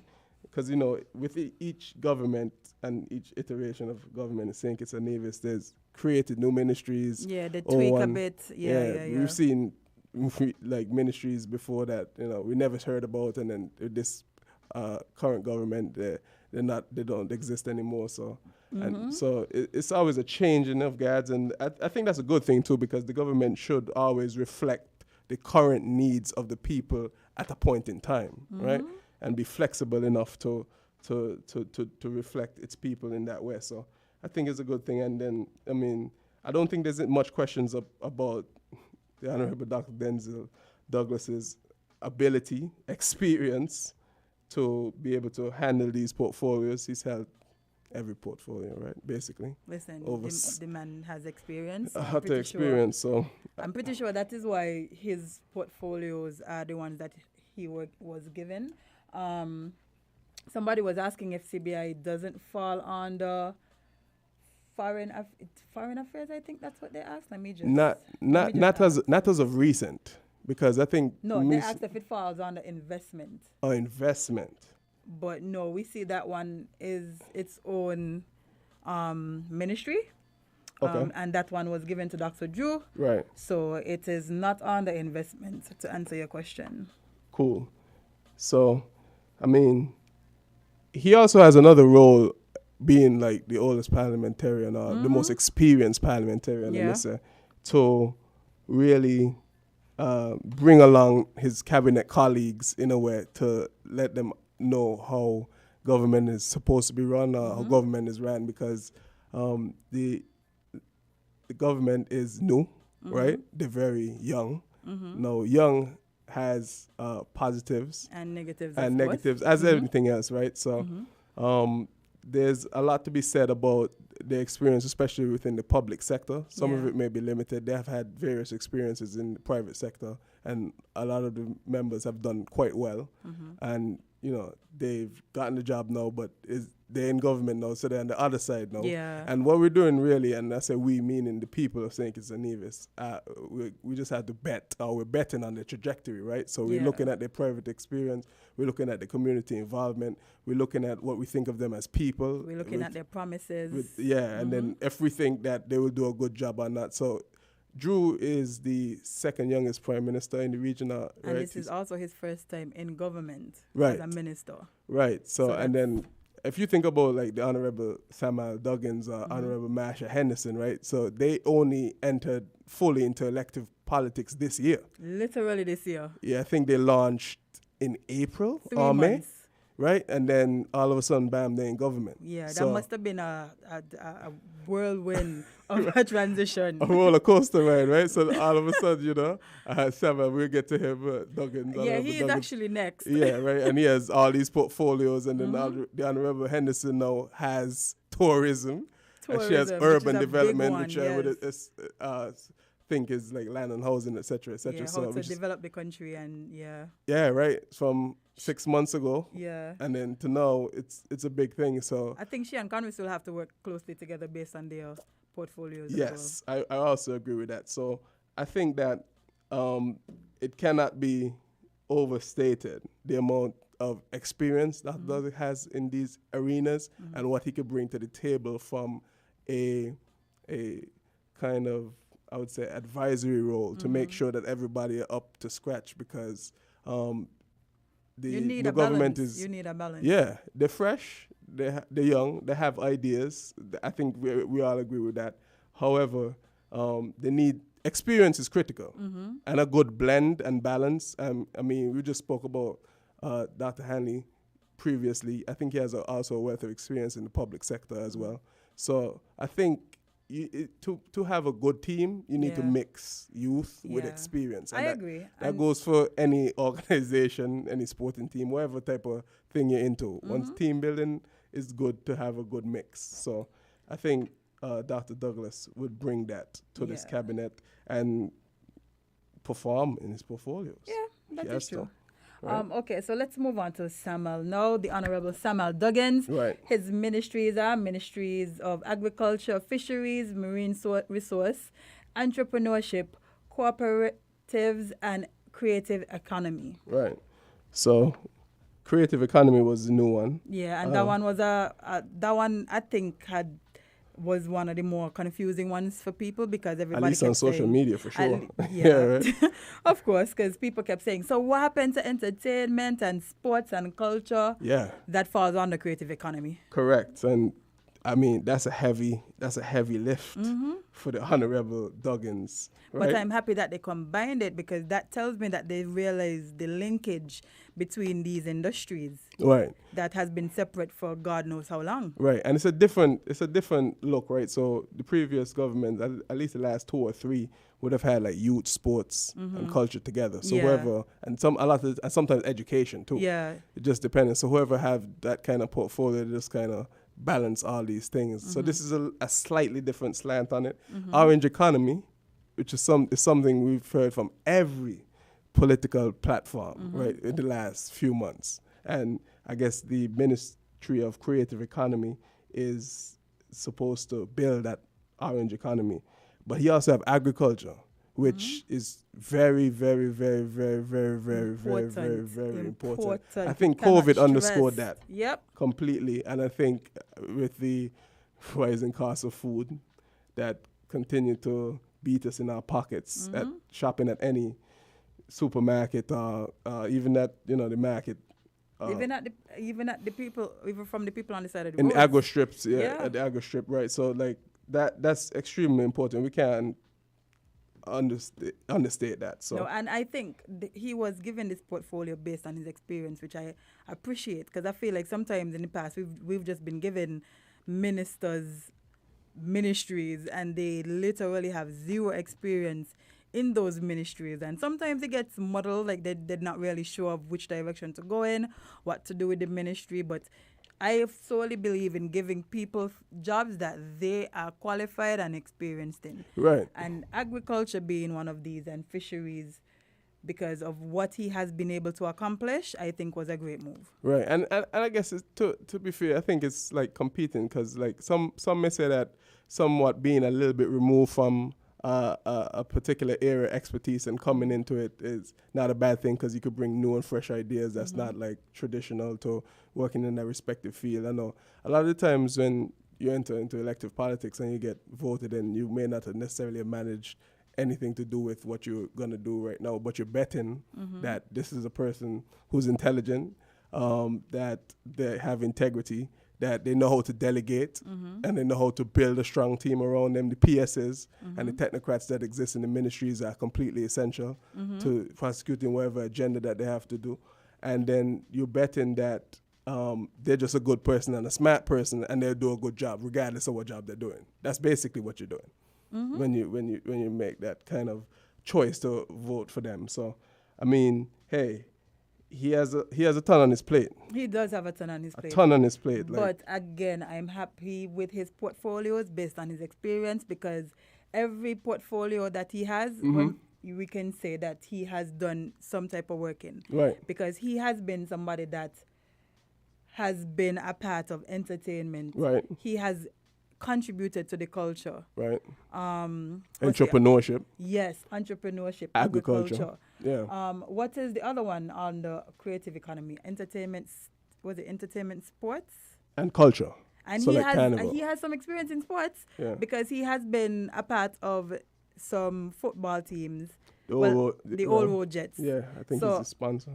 I think he is somebody that is going to want to see the sports industry grow to a different level. He understands the importance of entertainment, because we've seen in the past that people don't really understand. They think it's just, oh yeah, I want to spawn a party, and that's it. They don't see the importance of having entertainers. I think who ain't see by now, they ain't gonna see again. And that is a fact. That is a fact. I don't think like everybody like this is a soapbox, and you personally exist in the entertainment world, so you're passionate about it. But I think I've heard enough of that. Like, yeah, you're going to a party, but it's not just like the party people itself. It's like the hairdresser and the nail salon, this and that. Like I've heard that example be brandished about so much times. Though I think everybody who wants to understand that know that by now. You're right. They should know that by now. So I don't think that should be up for debate. And the creative economy aspect with respect to the Honorable Duggins, he got a heavy lift there. Yep. He also have a heavy lift that I'm talking about with entrepreneurship. Now, yep. This like one of the things that we kept hearing was like small business ministry or small business involvement or because we understand like small businesses could be an engine of growth for the society and for the economy as a whole. So I think what I've heard and what I've talked to people about, people have said that it's notoriously difficult to establish and maintain a small business with respect to support from the government, with respect to blockages and barriers that are as a result of outdated and superannuated processes, right, and red tape. A lot of it. Boy. So, right, it takes months to get. The stories have been, they all can't across. Small businesses can't get grants. They had things, then they removed them because a license takes several months apparently for various reasons. People, and then part of it is like the inefficiencies of government as a whole, and that's not like you need to sink it's a navy. So I think we understand that. Not. And part of it is because of the mandate or lack thereof of whatever government that is in power, to make small businesses an emphasis, right? So I think we've been doing better, to be honest. We have been doing. We've been doing better over the last few years. I think for major improvement, but at least we've been starting, hopefully, to realize the importance of what a small business right. is. So for the Honorable Douglas to juggle the food of the country, to juggle the small businesses of the country, the creatives of the country, the culture of the country. Yeah, he needs some big hands. And yeah, man, I feel like he will need some people around him who understand as well the importance of all these things. And I haven't even spoken about sports, which is one of my personal passions. So I'm looking very closely to see what happens there, because there's been a lot of promises made over the years, right, about sports and, whether it be, basketball, whether it be football, whether it be creating an environment for people to go off to college, whether it be creating an environment for people to get professional contracts. Just right? being able to have facilities that are up to par for Trust what me, man. people want to achieve. I was at Basketball City last night and the rain came and shut down the game. That is so crazy for me to think last that night. Basketball City, which has been there before me and you, is still in the place that it has been for all these years. I don't want to hijack the conversation and talk about that. Yeah, let's not. Let's you know what? Let's move on. I don't want to go down that road today. Yeah. Let's move on to the Honorable Convis Maynard. Yeah. His ministries are ministries of public infrastructure and utilities, transport, information, communication, and technology and post. Right. So I think that we've seen a lot of these ministries being bundled together in previous administrations. The public infrastructure, utilities, transport, those things kind of go hand in hand, and they're important. Roads are important. Very much so. Who would have thought, right? Roads are important. Listen. Infrastructure is important. These things are very important. I don't think anybody debates that. The interesting one. Because if you see how they behave, if one road that they have to take has a pothole. Yeah, no, trust me. And then a lot of interesting things been happening in respect to that. And what's going on with the road at the roundabout by the airport with they're putting a wall in the road? Like what I don't understand that. For safety purposes, buddy. Safety? Listen. They were on Island T talking about that? They just before you came, I spoke about it with the traffic officer. Yeah. Sergeant Henry, and she said it is for safety purposes. A wall in the road. It It's is for not safety. a wall, Jabari. It's a wall. It's made out of concrete and blocks. Cement, And it's maybe. quite It's high. painted yellow. And it's a wall. White high. What's the difference between that and like what you have around, the periphery of your house? What's the difference? I'm telling you simply what I was told. Except that's in the road. I mean, I'm not some type of traffic expert, so don't. Neither am I. However, I told her. I've never seen a wall in the personally, road before. Neither have I'll I. just say that. I mean, other countries apparently have been moving away from these types of things. From walls? From walls in In roads road? specifically.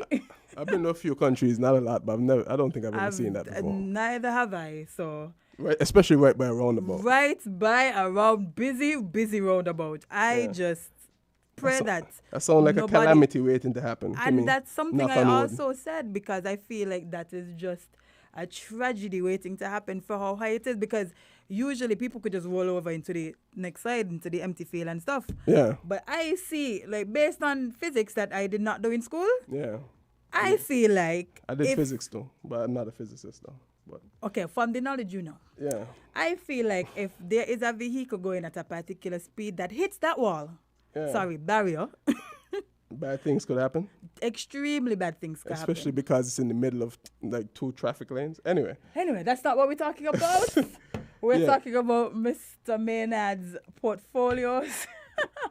I think Post is one that people have not really seen before, but it simply is the post office. Post there all the time. It has been. I've never seen it. I was like, Post? Trust me, Post been there all the time. I think the Honorable Sean Richards was the most recent minister of Post. Before him was the Honorable Ian Patches. Oh, really? Yeah, so Post been there. Wow. If you look back, Post been there a lot. It's just not a maybe it's because sexy ministry. I guess. Maybe that's why it's not really been on people's radar. Yeah. Because nobody really thinks about what goes on in the post office. They just think it's where you go to get mail and. Which is an important function. It is. It is. It's an important function. All these, it's big surprise, another important function. But it's not. It doesn't dominate the conversation like health, right? No, like the post office. It is important. But it's also important. But the important one to me, or the one I'm keen on particularly, is the ICT. The information, communication, and technology. No, I've heard the Honorable Maynard talk ad nauseum about, we just talked about the red tape that exists within government, inefficiencies, about how the lack of technology is used to, like, man, I don't want to go on this road, but the lack of technology is used, the lack of technology that is being utilized today. So I think there's simple things that we could do, Jabari, but it's going to take a while. And somebody with a lot of ideas and the push to get it done. there's simple things like stamps and, different and like CAD machines, that are not revolutionary concepts by any means that we could that we could put Listen, in, but there are other it more. is not lost on me how ancient some of our practices are.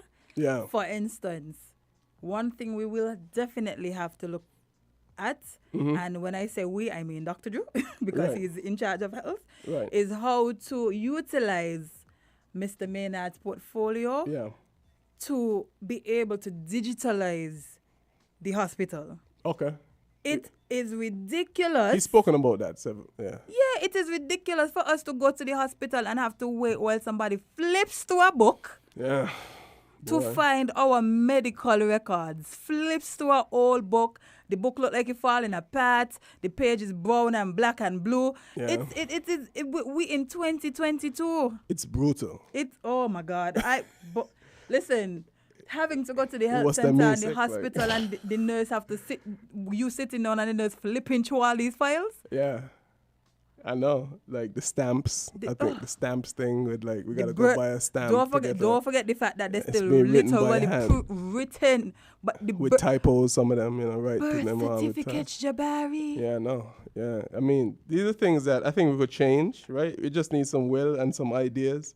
And then we could save a lot of energy and time and devote resources that are being like muddled into other places where they are more sorely needed than in like printing and buying stamps and like a lot of these other paperwork. The amount of money not we necessary. probably spend on on paper. Yeah.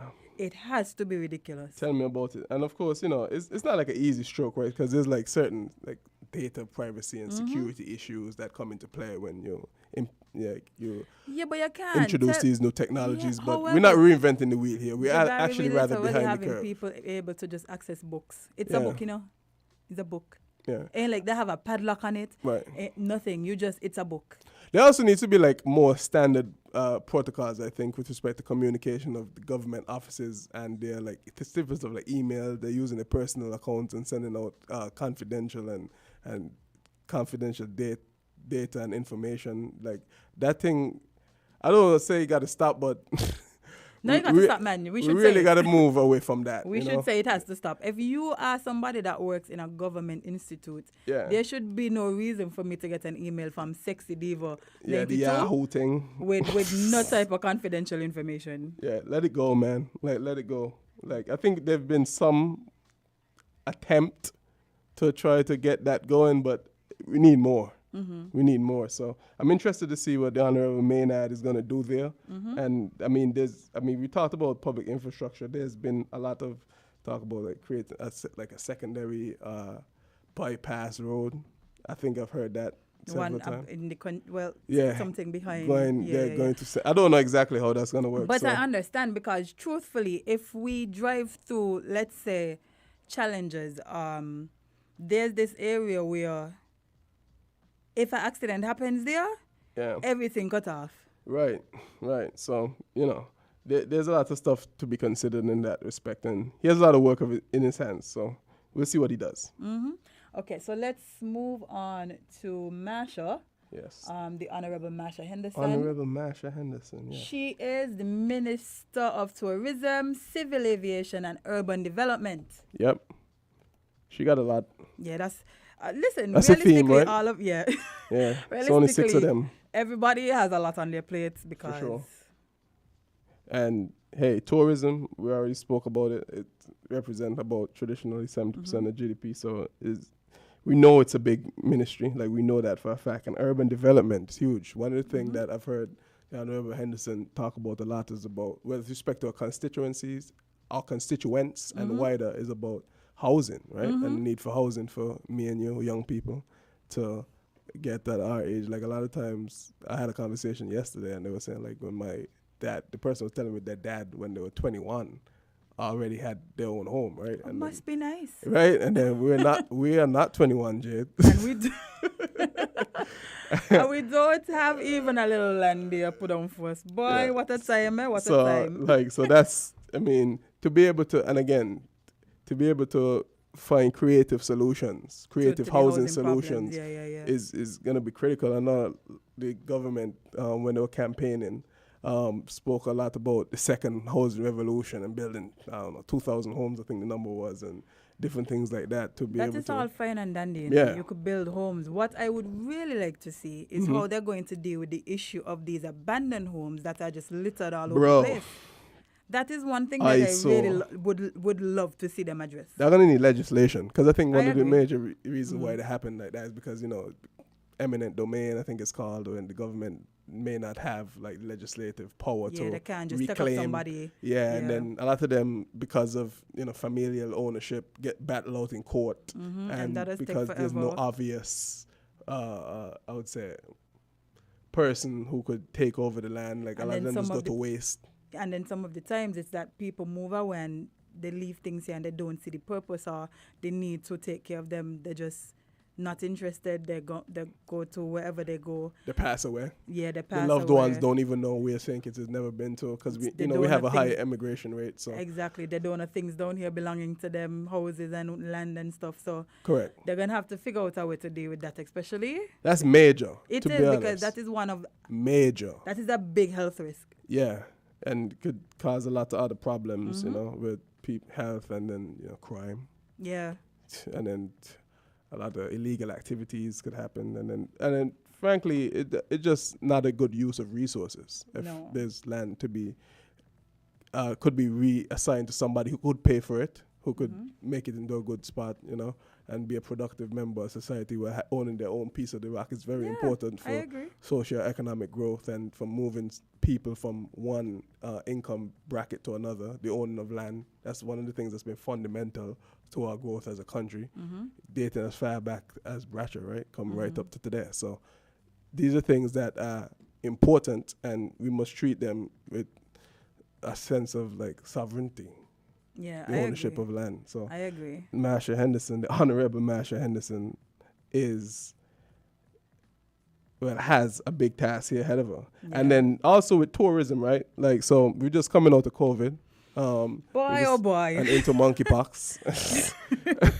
Well, it will soon be known as it soon won't be known as monkeypox because y'all have decided that the monkeys are the real enemy here. So they will be changing that name soon. They are changing? Is that Yeah, is that a the fact? CDC have been asking for suggestions because y'all feel like the best. It's too thing late to- now. The cat out the I bag mean, now. The yeah, you horses can't have left really the stable change people's CDC. mind from monkeypox. Yeah, I think it's been too late now. And then we also have like several tens of thousands of monkeys here in St. Kitts, right? Like Yeah, green fur imagine monkeys. people out here attacking monkeys. People say they got more monkeys than people. I They don't know do, if and that's that's actually true. that's something I think that going back to Samuel's portfolio. Yeah.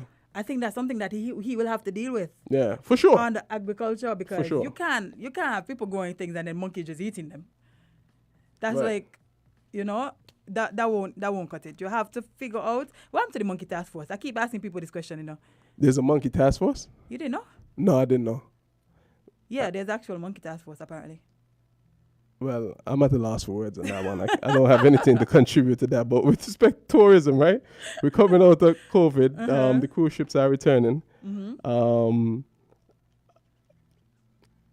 The Honorable Henderson has a lot of work to do to get that up to speed, right? Yeah, we have had to get those a ships million. back. We had 1 million passengers 2 years in a row, I think. Yeah, we have to get prior back to COVID. not get back to. We have to beat that. We have to figure out how to incentivize all of the tourism stakeholders to not only be there but be better. Right, and there's something to be said about trying to grow. I think an area kind of untapped is like overnight stays.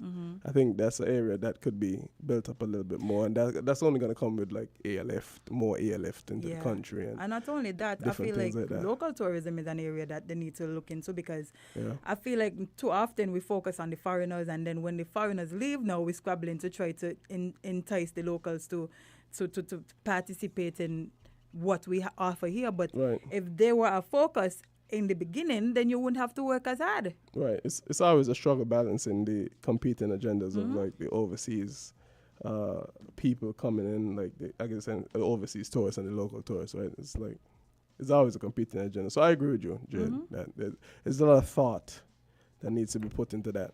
Definitely. And a lot of action, more than thought, actually. Yeah.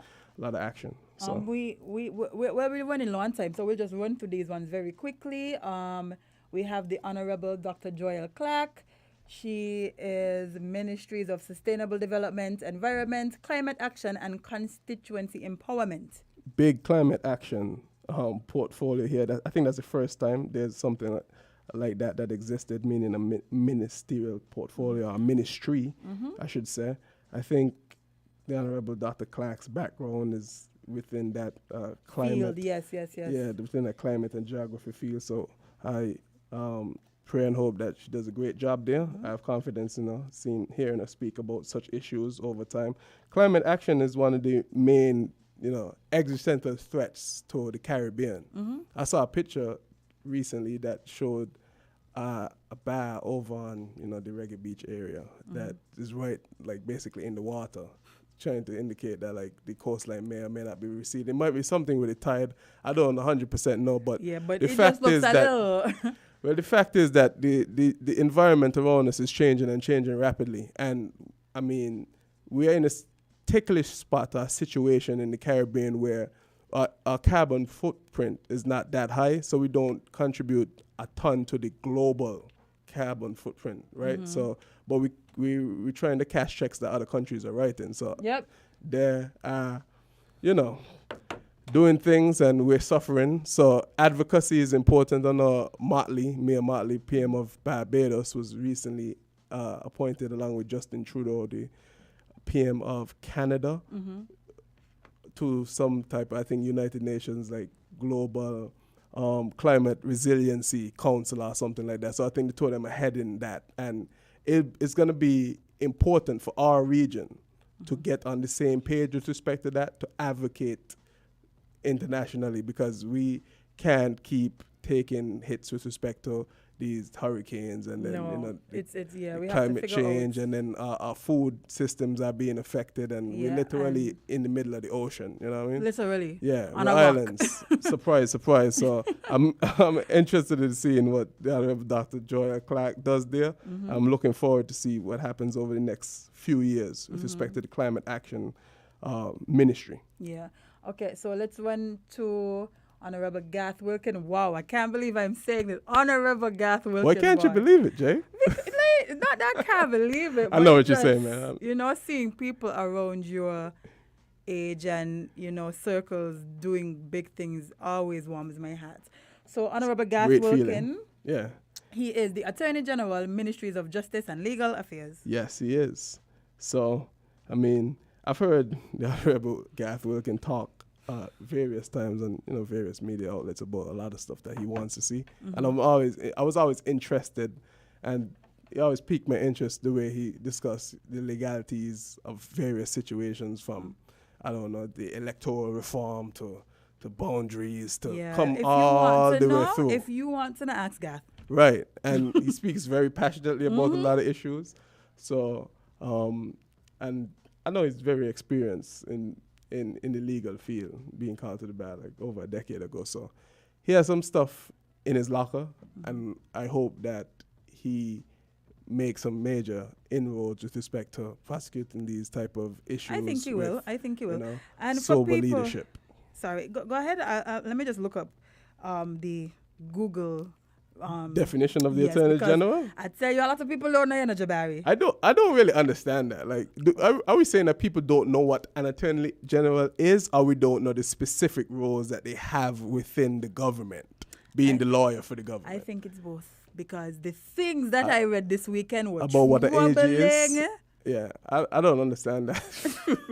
I was so confused. I'm like, so is it that y'all just really don't know what an Attorney General is? Okay. The part of the executive branch, it's the PM, it's the GG, and the AG.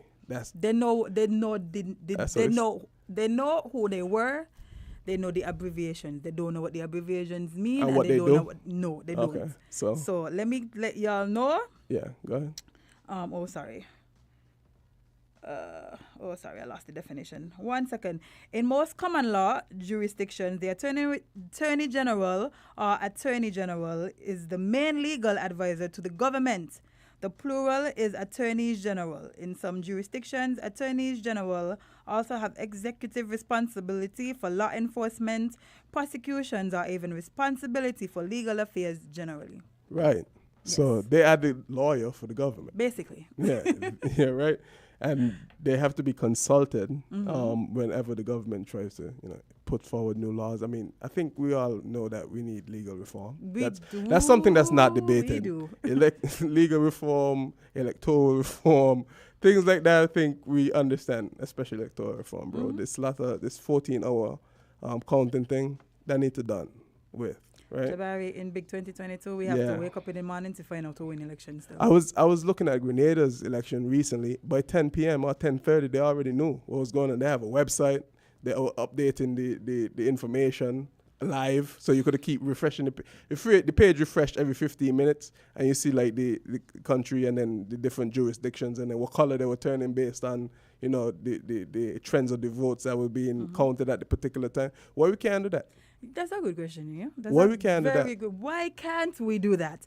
If do Grenada we could do it, why not us? Why not us? Why do we still have to have this antiquated way of counting votes? And it lends credence to a lot of suspicion that is around the whole electoral system. That's why we really get fancy stories about box being lost in Canfield and stuff in, like, that's how, that's basically how Stuff it in the starts. Yeah, stuff in the ballot boxes and all kind of things. And then basically where people have like massive distrust, I think, a lot of the times in like, say, the supervising of elections who supposed to be like a neutral party. And I'm not talking about this current one. I'm talking about the post in and of itself. A lot of people are just suspicious to the electoral process and believe that a lot of funny stuff goes on. No, we saw it, so we can't deny that it exists. So let's just open the thing up, make it more transparent, and I'm pleading with Honorable Wilkin to try to do as best a job as possible to make as much progress as possible, because sure we can't continue with this latter. Yeah. No.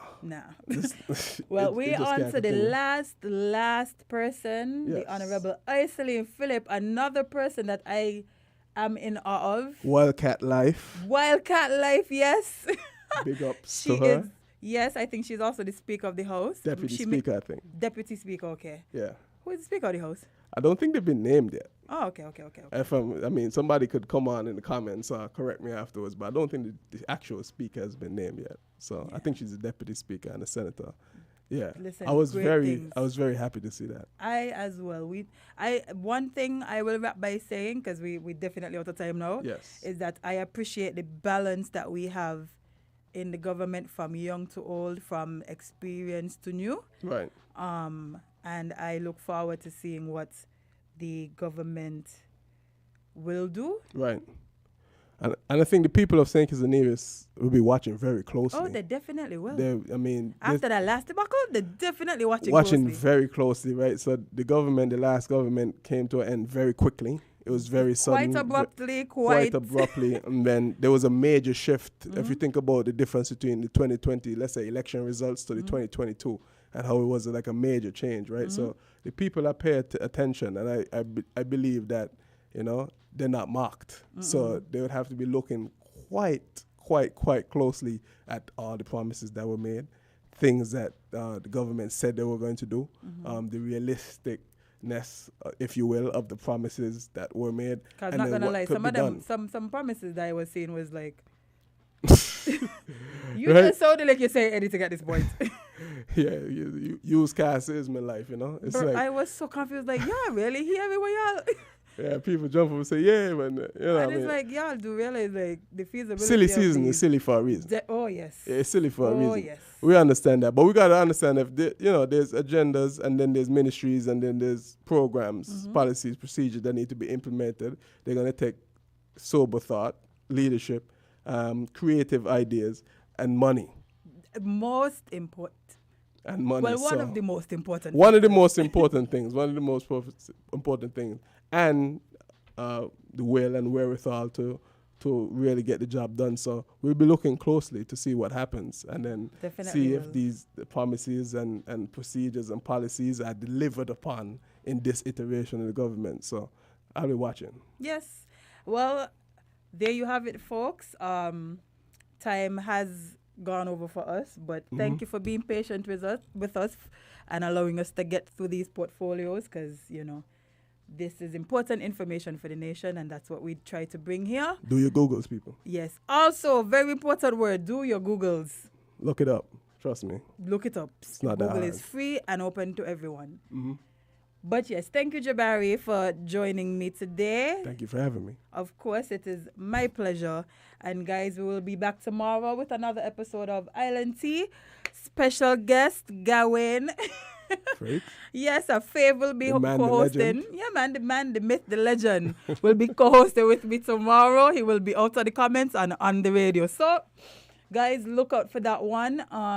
Thank you for joining us, whether it was on the live, whether it was by calls, whether it is by whatever medium you consume Island Tea. We appreciate you so much. Thank you. If this is your last time, well, you will be missed. If this is your first time, welcome and stick and stay with us. As Azem would like to say, spend more time living your content than posting it, because that is making you guys look foolish. I don't know how many times I can tell you so. Facts only. It's wild, Jabari. It's wild. Also, remember, guys, very importantly, you cannot be everybody's cup of tea, because you are not a mug. We will see you tomorrow. Peace.